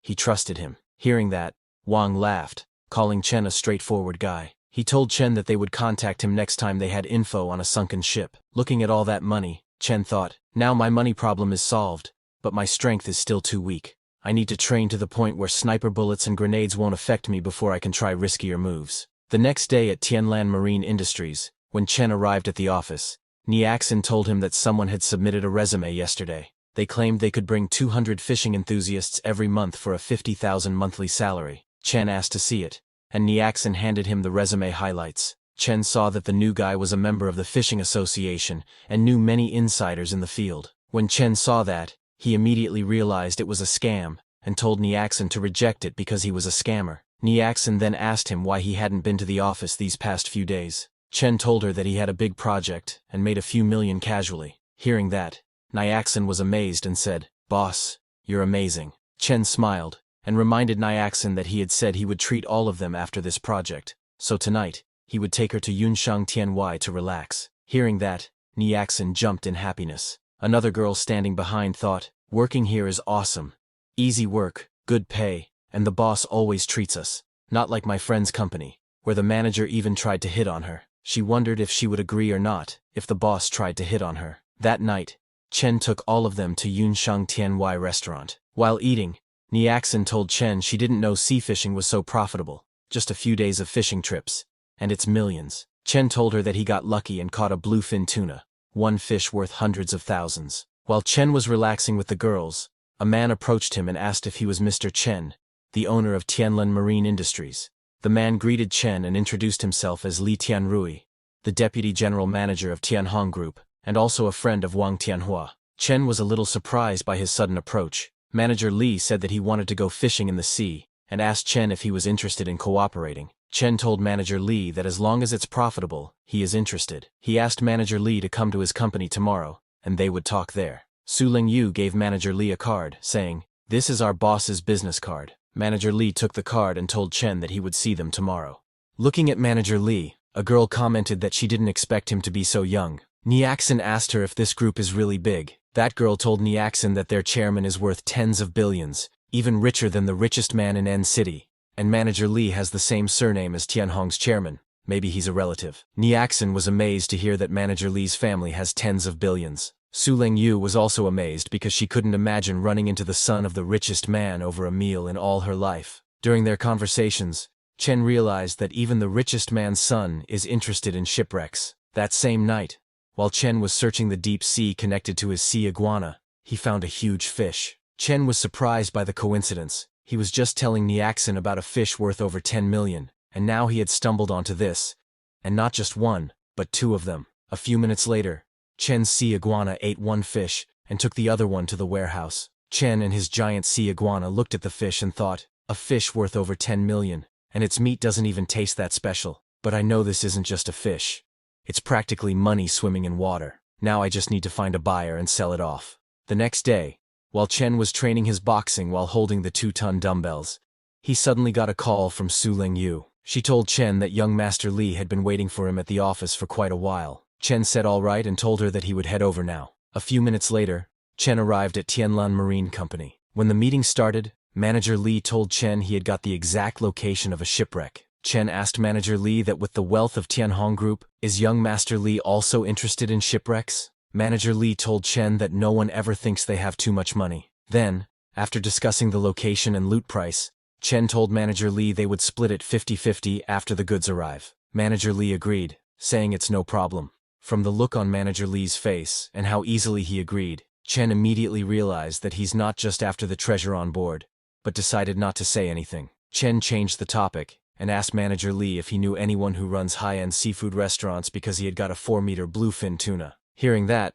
Manager Li was impressed that even bluefin tuna was within Chen's reach. Manager Li took out his phone and told Chen that actually, he did know someone who owns a seafood restaurant. He asked Chen to let's grab lunch from there, and he will also introduce them. Then, after meeting with the seafood restaurant owner, Chen went to his warehouse. The restaurant owner came out of the car and ran into the warehouse to check the fish. Chen smiled and asked him not to rush, saying, "The fish is right there. It's not going anywhere." A worker checks the fish and told the restaurant owner that the fish's quality is perfect. Every aspect meets A-grade standards. Looking at the fish, the restaurant owner said, "Mr. Chen, this fish of yours is truly top-notch. We're all friends here, so how about a flat price of 7 million? What do you think?" Chen made the deal because he thinks the price is right. Chen's secretary, Su Lingyu, was amazed to see that a single fish sold for a whopping 7 million. It was quite unbelievable for her. Then, after getting the money, Chen went to Marriott International. He went there with Su Lingyu, telling her that since they had a great haul today, it's time to splurge a little. Su Lingyu was amazed to see the Marriott International shopping mall because it's a gathering place for the world's top luxury brands. Chen bought many items from that mall. Seeing him, Su Lingyu thought, this is the epitome of indulgence. The boss's money comes way too easily. But the mall staff were very happy, seeing Chen thinking a big spender has arrived. After shopping, Chen went to his dock warehouse. Chen moved all the items he bought into the warehouse. Su Lingyu was amazed seeing how much he has spent. Chen's watch alone is worth 2 million, and he bought her so many luxury goods, probably over 2 million as well. When they went inside, Chen told Su Lingyu that he wanted to buy a villa. It needs to be big and spacious. It's fine if it's in a quieter location because he prefers peace and quiet, and for the price, something around 30 million should do. He asked her to keep an eye out for him. Su Lingyu said okay, and returned home. After she returned, Chen connected himself to the sea iguana, and just as he connected, he saw 2 massive submarines passing by. Upon seeing those submarines, Chen turned around in disappointment, thinking, I'm not strong enough. Otherwise, I would tear those 2 submarines apart. While roaming around, Chen saw a sea cave in the deep sea, and also noticed some huge claw marks at the entrance of the cave. Chen immediately realized that there was something dangerous down below, and decided to leave it untouched, thinking there was no need to take unnecessary risks. The creature inside the sea cave, a giant crab, noticed Chen's sea iguana, and came out of the cave and attacked it. Seeing it attacking, Chen moved with speed to dodge, telling it not to think he was easy to mess with. Chen dodged the sea crab's attack, but after seeing its attack power, he realized it was much stronger than the mutated ribbonfish. The crab started attacking the sea iguana with all its claws, but the sea iguana moved very fast and dodged every attack. The force that the monster unleashed was over 10 tons. Now it was Chen's turn to attack. He dodged all the crab's claws, and while using his internal energy with full force, hit the crab's main body. The crab died immediately after getting hit. Looking at its huge body, Chen thought, "This big guy can't be finished in one go, and I have to absorb it slowly." The sea iguana started eating the giant crab, so Chen disconnected the connection and started looking for reports on unusual marine phenomena in recent years. He was concerned after seeing giant ribbonfish, giant triggerfish, and now a giant crab. He was certain that the world might really be changing. While searching, he found a post saying that an M-country nuclear submarine, which had vanished at a depth of 600 meters in the Pacific, was reported to be attacked by an unknown giant sea creature. When he searched more, he found another similar case where a nuclear submarine in the Arctic collided with an underwater iceberg, killing all 127 crew members. Looking at those cases, Chen found out that all of this had happened within the past 2 years, and it seems the deeper they go, the stronger these unknown creatures become. While Chen was looking into the changing world information, his sea iguana continued eating the giant crab. A system notification came telling him that he had gained 290 evolution points and 29 base body stats. After eating, Chen noticed that his sea iguana's body had now grown to 18 meters. Not only that, Chen's physical stats had also increased by over 100 points. His bone structure, muscle strength, and everything had reached an entirely new level. Now, when he practiced his boxing on the iron pillar, he found that even punching an iron pole didn't hurt anymore. Looking at his newfound power and strong body, Chen realized that now not even a handgun could do more than scratch his skin, and with his natural armor and reaction speed, ordinary bullets wouldn't even leave a dent on him. The next day, Chen went to the Manhwa bookstore to get some books. He thought that since the world isn't as simple as he had thought, learning and reading are always the right choices. While Chen was reading books, a girl noticed him and asked her friend to look at how handsome he is. Her friend suggested she go ask for his contact info, but she was shy and didn't dare approach Chen. Later, Chen returned home and took out 2 martial arts books that his father had given him, telling him that only through continuous learning could he keep improving. He went to his warehouse and started practicing those techniques. After practicing for a while, Chen realized that Bajiquan and Xingyiquan seem simple, but mastering them is no easy task. While he was practicing, he suddenly received a call from Manager Li. When Chen picked up the call, Manager Li told him that they had arrived. Chen said all right, and told Manager Li to send him his location, and his people would be underwater in half a day. A little later, Chen connected his mind to his sea iguana and went to the location Manager Li gave him. When he arrived, he saw gold in a box. Chen called and told Manager Li that they had found gold and some shattered porcelain. When Manager Li heard that, he asked Chen if they saw a special box. He told Chen that as long as he could find that box, everything else on the shipwreck was his. Chen said all right and told Manager Li he would ask around. Chen first took the gold, as just that gold alone was worth over 20 million. As for the special box, after looking around for a few minutes, Chen also found a small box, which looked completely different from the others. But when Chen looked inside that box, there was just a pile of black mud. Chen had no idea what Manager Li wanted with it, but he handed it over to Manager Li. With full excitement, Manager Li opened the box, but only mud was inside it. Seeing that, Manager Li's jaw dropped, and he started crying over his elixirs, which were supposed to be inside that box. On the other hand, the police had found some more dead bodies near the sea coast. After checking the dead bodies, a policeman told the deputy chief that just like the people who died earlier, all their blood was gone, their muscles dried up like jerky, but the time of death was only about 10 hours ago. The deputy chief decided to wait for the higher-ups to come down and investigate. He was slightly suspicious because all the victims were thugs, with no family ties, but physically strong. The deputy chief ordered the policeman to write up a report later and shut down all entertainment venues in the city. But even after doing all that, later that night, some men died, and all their blood was sucked dry like all the other victims. The deputy chief was shocked to find that some more people had died. He could not understand how 4 more people died when everything was clearly shut down. Days passed, and this continued happening. On the other hand, Chen continued his training in the warehouse. After a few days of training, he made great progress in both Bajiquan and Xingyiquan. After Chen learned those techniques, he received a system notification saying, "You have comprehended a new martial art technique. Please name it." Chen decided to call it Explosive Fist, because it combines Bajiquan's 8 extreme stance and Xingyiquan's half-step Bengquan. It's 1 step, 1 explosion. Fists like cannonballs. Meanwhile, a fishing boat was deep-sea fishing. The owner of the ship was very happy because he finally caught the fish after chasing the school for so long. However, he was very cautious because the investment this time was huge, and just 1 fishing net costs millions, so he couldn't afford any mistakes. Suddenly, alarms started ringing. A worker told the owner that there was a hole in the middle of the net, and the fish were escaping.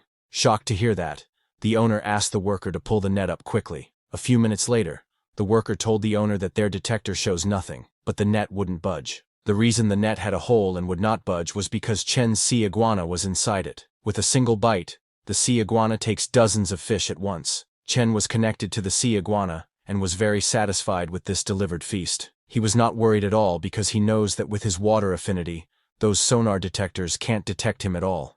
After eating hundreds of fishes, Chen said, "It's time to head home now that I'm full." The sea iguana left, and the owner retrieved the fishing net, but was shocked to see a huge hole in his fishing net. He started crying, wondering why all his fishing nets are broken and his fish are gone. He could not understand what kind of monster or divine being could be behind this. That same evening, while Chen was resting on the dockside, he got a message call from Manager Lee. When Chen picked up the call, Manager Lee told Chen that he is heading back to N City, and to show his gratitude, he will take Chen to a great place tonight. Chen laughs and said, "If young Master Lee invites me, I've got to check it out." Then at night, Chen went to Mengluo Elegant Pavilion with Manager Lee. A very beautiful girl in traditional Chinese clothes welcomed them to the Mengluo Elegant Pavilion. Manager Lee enters and asks the girl if anyone booked the Yunxiao Hall. The girl smiles and told Manager Lee that it's always reserved for him. The Yunxiao Hall he was speaking about was a very luxurious hall where many beauties were present to serve Chen and Manager Lee. Some were dancing for them, and some were standing beside to fulfill all their needs. Seeing the atmosphere of the Yunxiao Hall, Chen thought, no wonder the king neglects his duties. There's a reason. Places like this are perfect for soaking in the atmosphere. Then after indulging, Chen left the Mengluo Elegant Pavilion and went home in his car, but with high speed. Someone was following him. Chen's internal energy activated, and with that, Chen realized that something was following him. The person's aura was making him uncomfortable. It felt like the night Chen was being stalked by that giant lizard. Chen smiles, wondering if it's a monster or a ghost. This was very exciting for Chen, as it had been a while since Chen stretched his legs. But while Chen was driving, suddenly a couple driving in their luxury car called and asked Chen if he wanted to spar. Seeing them, Chen got annoyed because if there were many people, maybe the one following Chen might stop. So, to leave them behind, Chen sped up his car and then made a scary turn towards the seacoast. Seeing Chen's insane turn, the couple stopped their car, wondering if he was trying to kill himself. Meanwhile, after leaving that couple behind, Chen still didn't slow down and continued towards the seacoast. At Chen's speed, even the fastest car couldn't keep up, but Chen was surprised to see that the one following him was still sticking close. This made him realize that it's no weakling. When Chen reached a secluded part of the seaside, he stopped the car. Exiting the car, Chen called out to the person following him saying, "I'm not a bad guy. You can come out." Hearing this, a girl hiding behind a tree stepped out. She was the same girl who had welcomed Chen and Manager Lee into the hotel. She smiled and said, "What a funny way to talk, big brother. I was just bathing by the sea, and someone took my clothes. Could you grab me something to wear?" Hearing that, Chen responded, "You want clothes? I'll get some for you right now." Saying that, he charged towards the girl, and using his full power he punched her in the face. But what Chen saw behind the tree shocked him. The girl turned into fog, and when the fog cleared, a very scary-looking female monster appeared. After seeing Chen's strong and rich life force, she immediately attacked him, saying, "I really want to eat you." Surprised by the sudden attack, Chen backed off and asked the monster what she was. The monster told Chen that it was human too, but just a more perfect version. She laughed and told Chen that eating him was like eating hundreds of healthy, energetic people, enough to help her complete the first stage of evolution. This monster could also use internal energy like Chen, and attacked him with it, but Chen jumped and dodged all her attacks. He then moved very fast and got behind the monster saying, "You want to eat me? Let's see if you've got what it takes." The monster was surprised by Chen's speed, but had no idea what was coming next. To finish her in one go, Chen used his internal energy and punched her with full power. Chen's punch destroyed the ground around them and sent the monster flying. The monster fell on the ground and was heavily injured. She could not understand how it was possible because Chen clearly didn't have the aura of an awakened being. After getting heavily injured, the monster started hiding in the trees, but it was futile because Chen began destroying all the trees. When Chen destroyed the trees, the monster moved into the rocks. Chen was surprised to see that this monster could fuse with tree trunks and stones. However, every time Chen attacked its attachments, its aura weakened. He understood it was the monster's weakness and used that to his advantage. After a few minutes of fighting, the monster finally fell to the ground, clinging to its last breath. Chen told the monster that fusing with tree trunks and rocks was a nice survival skill, but unfortunately, it had run into him. He then asked her to answer a few questions for him, and he would grant her a quick death. The monster laughed and asked Chen if she looked like someone who was afraid of dying. She looked at the sky and said, "What beautiful moonlight. Too bad I won't see it again, but it's fine. I've already avenged myself." She told Chen that if she had just one more month, she could have completed her shadow transformation. By then, not even a war god would scare her, but instead, she ran into someone like him in a plain old city. After saying all this, the monster's body started to turn into dust and disappeared. Just as she died, Chen received a system notification telling him that he had killed a corruptor and gained 10 attribute points. Chen was confused to see the notification and wondered what this corruptor was and why he was given attribute points.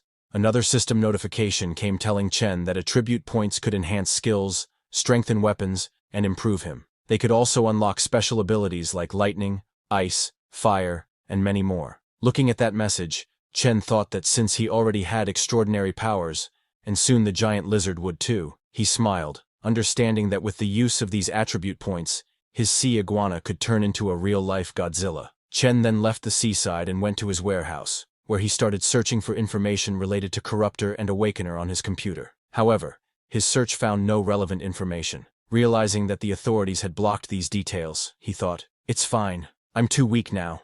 But when I become stronger, I will explore that world again. Maybe after my physique goes above 10,000, then no one could stop me." While he was thinking this, suddenly a system notification came asking Chen to please choose an element to enhance. He could choose from wind, fire, water, earth, lightning, light, or dark, and as his current physique was insufficient, only a basic element could be strengthened. Seeing that notification, Chen immediately chose lightning to enhance as he had decided beforehand. When Chen used attribute points to enhance his extraordinary abilities, he acquired lightning mastery and 1 mental stat. After acquiring the lightning mastery, Chen immediately checked it, but could only create small thunder between his fingers. It was a beginner version of lightning powers, but even with that, Chen was happy and took it. Chen immediately checked his status window. Currently, he is level 1 with 465 physique and 57 mental control points. As techniques, he has external chi at the beginner level, chi sense also at the beginner level. As skills, he has collapsing punch at beginner level, sky step at intermediate level, spring kick also at intermediate level. As abilities, he has lightning mastery at beginner level. Now he has 0 attribute points.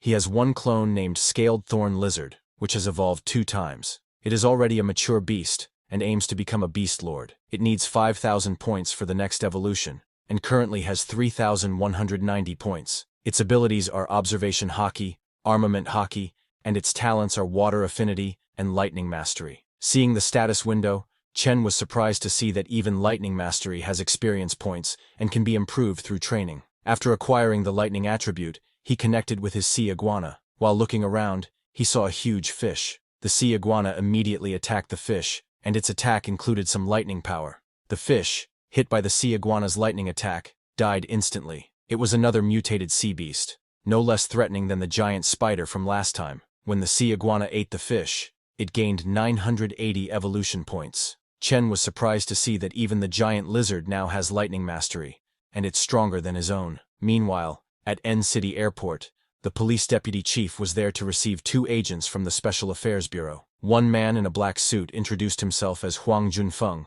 and thanked the deputy chief in advance for his cooperation. The second man, in a white suit, introduced himself as Nangong Jian, lead investigator for Case 907, and asked the deputy chief to show them the body. The deputy chief then took the 2 men to the mortuary to show them the dead body. Pointing at the body, he told them that this person died last night, the only corpse found. For 4 days before this, 4 people mysteriously died each night. The man in the black suit used some spiritual aura, and when he pointed it at the dead body, the monster's aura that had killed the man appeared. Seeing the spiritual aura and the monster's aura, the deputy chief was shocked, but before they could gather any more information, the monster's aura disappeared. The man in the white suit told the other that the killer is dead, which surprised the man in the black suit. At the same time, Chen was at his warehouse, practicing his techniques. He was scared because his power grew too fast, and he couldn't control it. Just tonight, when he dropped off Nixine, she asked him if he wanted to come upstairs for tea. Chen declined, saying he had plans. He didn't dare visit Nixie's house because he was scared he would break her couch just by sitting on it. He also couldn't get too close to her because he was afraid he might accidentally crush her bones. After practicing and collecting his thoughts, the next day, Chen went to buy a villa. A broker showed Chen the villa and told him that the main building is 560 square meters, with a 70 square meter front yard, a 200 square meter backyard, and an 80 square meter pool hall. The broker told Chen that the buyer paid in full, including furniture worth over $1 million, for a total price of $34 million. Chen offered $25 million, saying he would buy it outright. Just as he took out his phone to transfer the money, he suddenly received a call asking for help, saying they saw a monster, and then the call ended. Chen was surprised to hear that. Meanwhile, the two special agents were on the rooftop of a building looking at the city. The man in the black suit told the man in the white suit that there has been no unusual activity since last night. The corruptor is truly dead, but he thinks it's strange because the corruptor was in a semi-ethereal state. A being like that isn't something normal people could handle. He asked the man in the white suit if they should stay and investigate, suggesting they might as well check out the city's bustle, but the man in the white suit told him to use the time to train, otherwise when the apocalypse hits, he will just be cannon fodder. Surprised, the man in the black suit asked the man in the white suit what he meant by an apocalypse. The man in the white suit then told him that their professor predicts the next spatial fluctuation will be 10 times stronger than it was 20 years ago. The most pressing matter at hand is to increase their capabilities across the board in anticipation of that day. With a serious expression, the man in the white suit said, "Only this way can we repay the country for nurturing us." Meanwhile, at the deep sea, Chen connected his mind with his sea iguana, and, while searching, finally found something valuable. However, stirring up too much sand earlier broke a lot of porcelain. Then Chen went to get a coffee at a cafe. He looked up on the internet to check the price of the things he found. Chen struck gold. He got one Song Dynasty piece worth at least a few million, maybe even tens of millions. It's too bad his carelessness destroyed so much. Otherwise, they all could have been worth over 100 million. While he was checking the internet, he suddenly heard a commotion. A waitress was shouting at a black-haired customer, asking him what he was grabbing. The customer argued with the waitress, telling her not to accuse him. But then he started smiling and said, "Miss, since you said I grabbed something, should I grab for real now?" Another customer sitting nearby asked the black-haired man how he could be so shameless, as he saw it clearly. The black-haired customer argued with him too, saying, "So what if you did? If you're upset, try hitting me." The waitress got scared and tried to run away from there. Chen shot up from his seat and told the black-haired man that he had never met someone as arrogant as him. The black-haired man laughed and said, "Now you've met me today. If not happy, then try hitting me." The black-haired man challenged Chen, shouting, "Do you dare to come and hit me?" He laughed, calling Chen another hot-blooded youngster who only knows how to talk. This made Chen very angry. While walking towards the man, he asked the waitress if their store had surveillance cameras. Hearing Chen, the waitress understood what he meant and immediately disconnected the surveillance camera's power. After that, she told Chen that the cameras were broken. Chen smiled because now there would be no evidence. Seeing the waitress pull out the camera's power plug, the black-haired man got scared, realizing that he had messed up. Chen moved towards the black-haired man and slapped him so hard that with just one slap, the man fell to the ground and lost consciousness. After slapping the man, Chen smirked, saying, "In this day and age, someone actually wants to get beaten up. How ridiculous." Chen then left the coffee shop and returned to the warehouse. While lying on the sofa, he practiced his new lightning ability. After a few minutes, a system notification came, telling Chen that his thunder control experience had increased by 10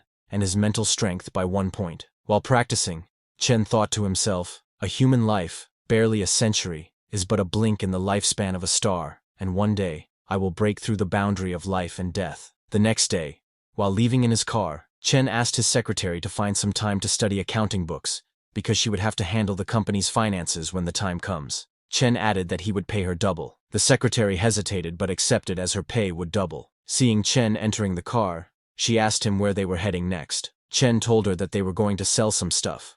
After searching for a few minutes, they found a shop. The shop owner introduced himself as Gao, the owner of that antique shop. Chen pointed at the suitcase his secretary was holding and asked Mr. Gao if he could help them estimate how much this plate was worth. Mr. Gao asked both of them to come inside and discuss this upstairs. Chen opened his suitcase and showed Mr. Gao his ancient plate. While Mr. Gao was checking the plate, he found that it had the salty smell of seawater. He immediately realized that it was just salvaged. Mr. Gao then turned to Chen and told him that the plate was genuine but was part of a set, and he only had one piece. which lowers its value significantly. Chen laughed and admitted that it really was a set. He told Mr. Gao that when he found this porcelain bottle, there were plenty of others around it. Unfortunately, this was the only one that's intact. Hearing that, Mr. Gao said it was really a shame, and if it's just this one piece, he can only offer 4.5 million. Hearing the price, Chen closed the suitcase and told Mr. Gao that it was all right, and he would think about it. Then, after a few hours of wandering around many shops,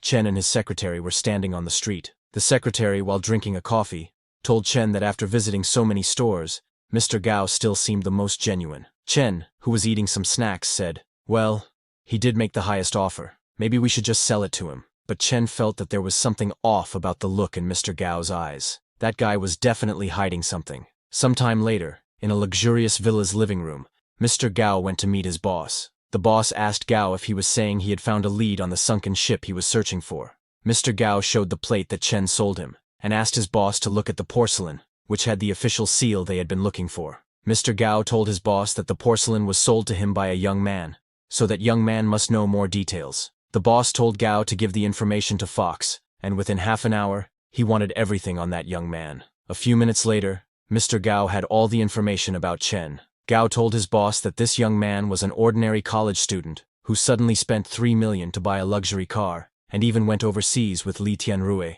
Gao asked his boss if they should still take action after seeing the people backing him. The yellow-haired boss, Du Hong, laughed and told Gao to take action. At the same time, while Chen was lying on his bed, he remembered Mr. Gao handing him a form and asking him to fill it out, saying they would need his details for future transactions or auctions. At that time, Chen filled out the form, but he still felt like today's deal went unusually smoothly. Chen couldn't shake the feeling that Boss Gao was hiding something. He hoped that nothing strange would happen. The next day, Chen was leaving his apartment and was in the elevator. His last night really was uneventful. He wondered if he was just overthinking it. He decided to forget it and just head straight to school to check things out. There was another matter Chen was curious about. After absorbing the sea python, his strength, muscle density, and everything else had reached 50 to 60 times that of a regular person. He wondered if he could withstand gunfire now. While Chen was thinking, the elevator arrived at the ground floor. But outside the elevator, a guy in a hoodie was waiting for Chen.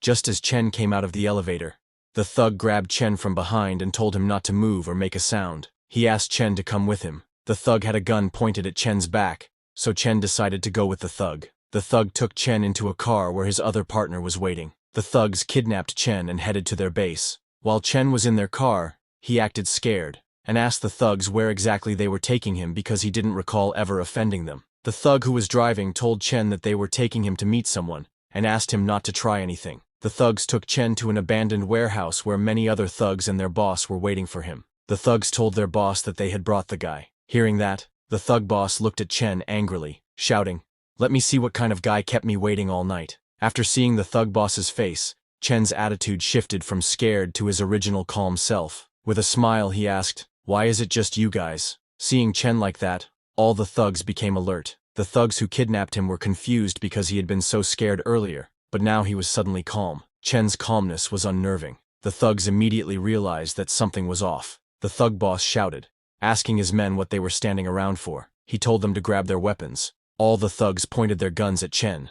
With lightning speed, Chen turned around and kicked the thug standing behind him. The thug's gun went flying, and Chen kicked him again in the face.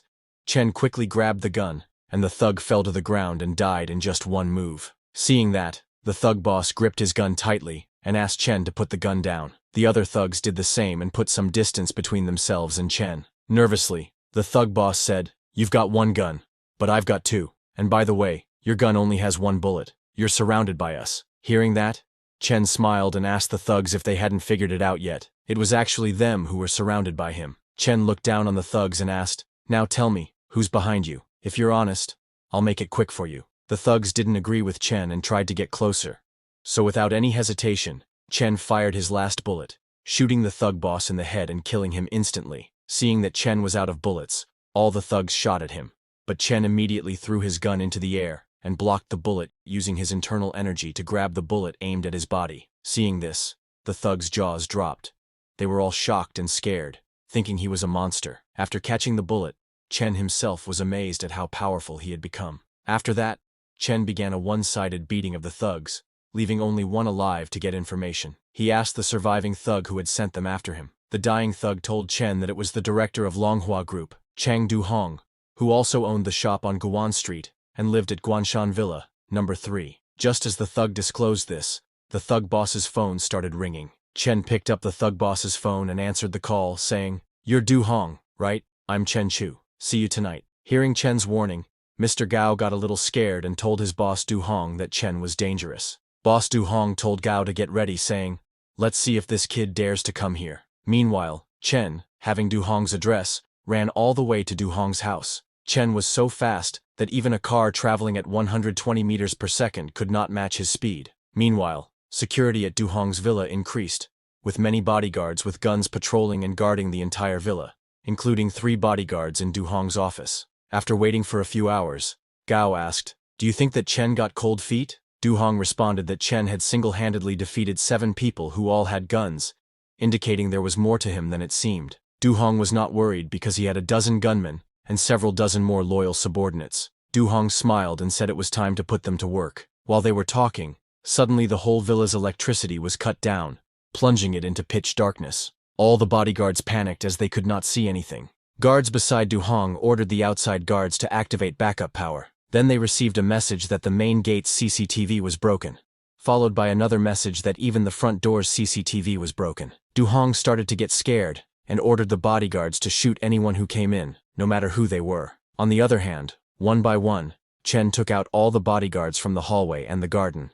After that, he started banging on Du-hong's office door. The bodyguards inside the office aimed at the door and got ready to shoot. Chen broke down the office door and entered inside. Just as the door opened, Du-hong ordered the bodyguards to fire, but before they could even shoot, in the blink of an eye, Chen reached them and knocked down both of the bodyguards, and then walked towards Du-hong. Seeing Chen move so fast, Du-hong asked if he was awakened. Scared, Du-hong told Chen that he would give him 500 million if Chen left them 2 alive. Chen smiled and told Du-hong it was a tempting offer, but he couldn't leave the 2 alive after killing everyone else. Chen asked them to talk about those who've awakened, saying if they told him, he would make their deaths painless. Du-hong was very angry, but understanding that he had no choice, he began telling Chen about awareness. He recounted that in 1999 at Tiger Mountain Town, he was fighting for territory with over a dozen brothers, when suddenly a person covered in flames descended from the sky, turning the town into a sea of flames in the blink of an eye. When he went there the next day, that place was nothing but a huge lake, which the authorities called Sunken Lake. Hearing about that incident, Chen realized that awakened people are too powerful. He thought it was lucky that he wasn't making waves then. While Chen was lost in thought, Du-hong, who was hiding a gun underneath his table, tried to shoot Chen, but Chen moved to his right and dodged the bullet. In the next instant, Chen jumped over the table, kicked Goa in the face, and punched Du-hong, smashing his head on the ground. After killing both of them, Chen said, "Even if you're so rich, you're just an insect in my eyes.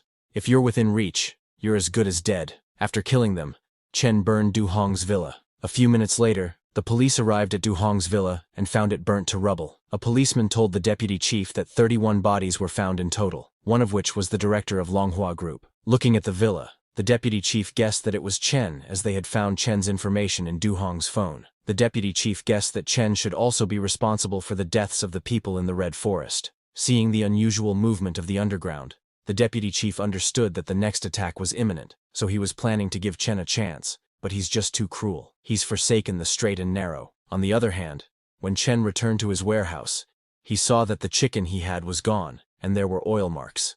It didn't take him long to understand that the person who came here last night was extraordinary. Chen decided to wait for that person to return again. While waiting, he connected himself with the sea iguana. He hunted another fish-like creature, and after devouring it, he obtained 67 evolution points and 6 stat points. Chen found that there were many more fish like that deep into the sea, and decided to take a look. When he got 1,200 meters below the surface, he found a live volcano under the deep sea, but the pressure below 1,200 meters started getting a little difficult for Chen to withstand, so he returned. Then, the next day at the warehouse, while Chen was waiting, someone holding a shopping bag arrived at the warehouse. While hiding behind a wall, Chen watched the man. Chen was not going to let the man run away. When the man's back was facing Chen, he immediately charged at the man with full power and punched him. But when the smoke cleared, Chen was shocked to see that there was nothing at all, and the man had disappeared. Chen started to wonder what power this was. A dimensional rift? A path into another world?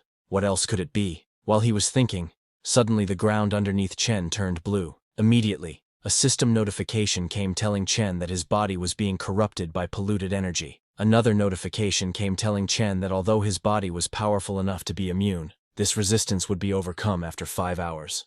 But Chen completely ignored the system notification because he was very excited, seeing the dimension connected to his warehouse.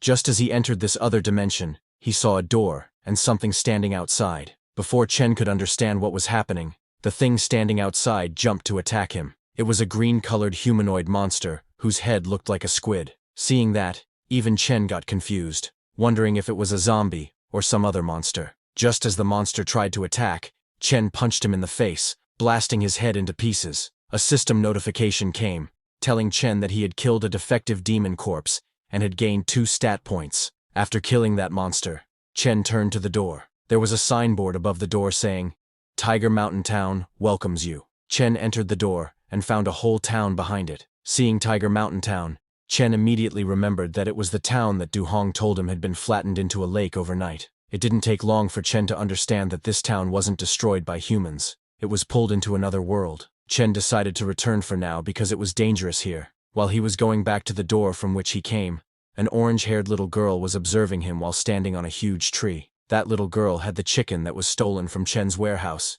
She started eating that chicken in a hurry. On the other hand, while Chen was returning, he used those 2 points that he got after killing that monster to strengthen his electric powers. A system notification came, telling him that his stat points had been used to strengthen his ability to control electricity. His experience had increased by 20, and his spirit by 2. When Chen returned to his world, he checked the information about Tiger Mountain Town on the internet. He found out that Tiger Mountain Town had sunk and 30,000 people had disappeared. Chen was shocked to find that over 30,000 people disappeared with the town. He thought that if they all became monsters, he couldn't imagine how many stat points there would be. He took out his phone and called Manager Lee, asking if he could help Chen check where the displaced people from Tiger Mountain Town are now. Manager Lee told Chen that he would check tomorrow about Tiger Mountain Town. The next day, Chen went to the steel company, where he ordered his huge pillar and dumbbells. He asked the steel company manager to make him a small steel house and a large knife to decorate it. The knife must be 2 meters long, thick, durable, and sharp. The manager was shocked to hear about the 2-meter-long knife,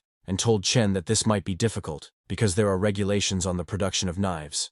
Chen laughed, and asked the manager if he thought anyone would carry a 60-kilogram knife, run around, and cause chaos. Left with no choice, the steel company manager agreed. Chen ordered this knife, thinking that since demon corpses are strange beings, what if he gets infected? While he was thinking that, it suddenly struck him that besides a knife and metal house, he might as well get a set of armor. He ordered that too. After that, he went to Hotel Haxian to meet Manager Lee. Manager Lee told Chen that there's so much conflicting information on the survivors of Tiger Mountain Town, and the authorities say the matter's settled, but when he checked, he found nothing on it. Hearing that, Chen confirmed that over 30,000 people were buried too. He immediately returned home in his car, then connected with the sea iguana. Today, Chen caught over 40 mutated tiger-headed fish and ate all of them in one go. He was still lacking 300 evolution points before he could evolve for the 3rd time. The next day, Chen went to the villa he had seen before to buy it. The salesman introduced him to a girl who was the owner of the villa. That girl complimented Chen, telling him that he had a good eye.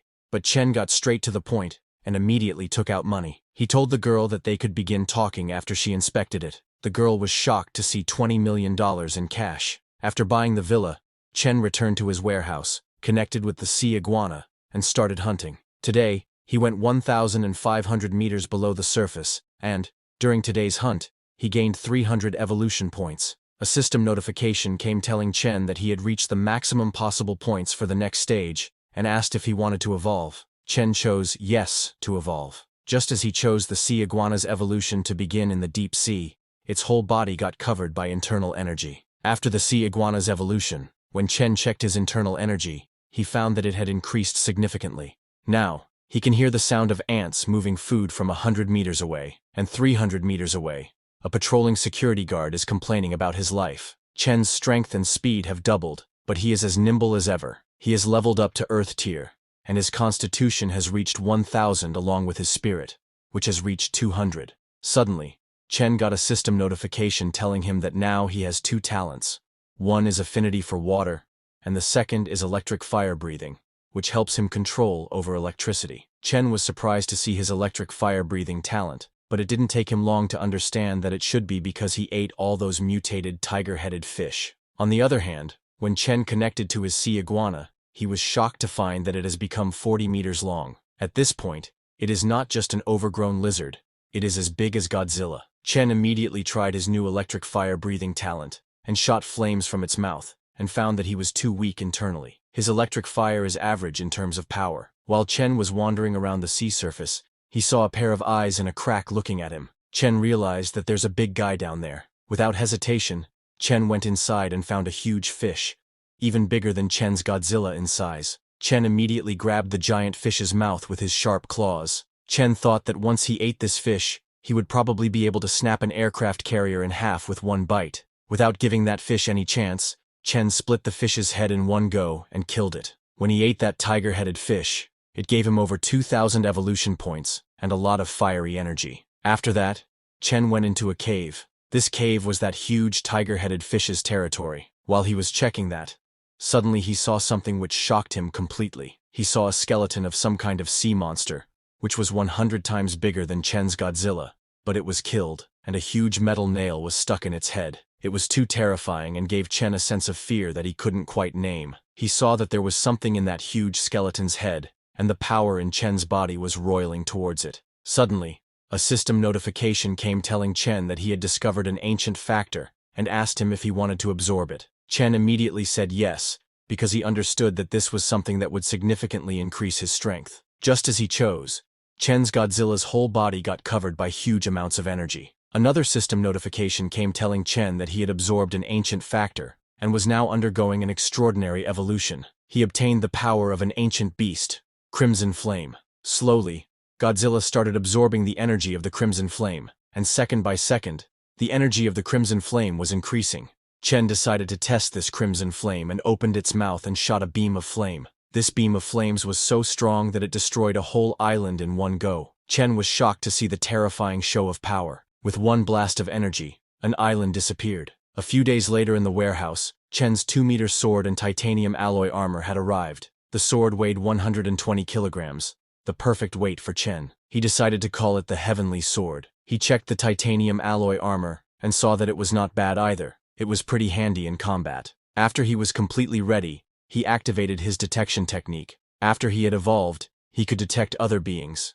And with that technique, he found out who was stealing his food. But he didn't expect it to be a little girl. He wondered if she was one of Tiger Mountain Town's survivors with special powers, or if she was a monster too. Chen decided to follow her, and following her, he entered the different domain where Tiger Mountain Town was. When he got there, hundreds of monsters were standing right in front of the town entrance. Seeing them, Chen thought that the town gets more lively at night. Without giving those monsters any chance to react, he jumped, and with just one strike of his sword killed one monster. A system notification came telling Chen that he had killed a demon corpse and obtained 5 stat points. Chen immediately used those points to strengthen his weapon, the Heavenly Sword. The system asked him to please choose which aspect he would like to strengthen, like durability, sharpness, armor-piercing ability, and damage against monsters, or elemental strengthening like wind, fire, lightning, electricity, and light. Chen chose to put 3 points into durability and 2 points into sharpness. After choosing that,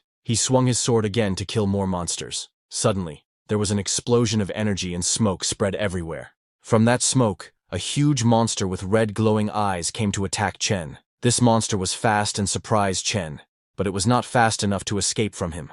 With one strike, he killed that monster too. A system notification came telling Chen that he had killed a second-tier demon corpse and obtained 10 attribute points. His armor had strengthened to 15 points, and he had obtained a first-tier shock-deflecting ability. Chen immediately used 5 points to increase his armor's resilience, and gave 5 points to increasing his sword's sharpness. While he was doing that, suddenly he noticed something. He saw monsters coming towards him. With lightning speed, Chen moved and sliced all those monsters into pieces with his sword. System notifications popped up like crazy, telling Chen that he had killed a second-tier violent demon corpse and gained 12 attribute points. After killing those monsters, Chen felt that something dangerous was behind him, and when he turned around, he saw a huge monster 10 times the size of a human standing behind, ready to attack. Chen was surprised by how big this one was, but he didn't panic. because he didn't get all those points for nothing. The huge monster tried to punch Chen with its full power, so Chen did the same and punched the monster with full power. Both of their punches collided,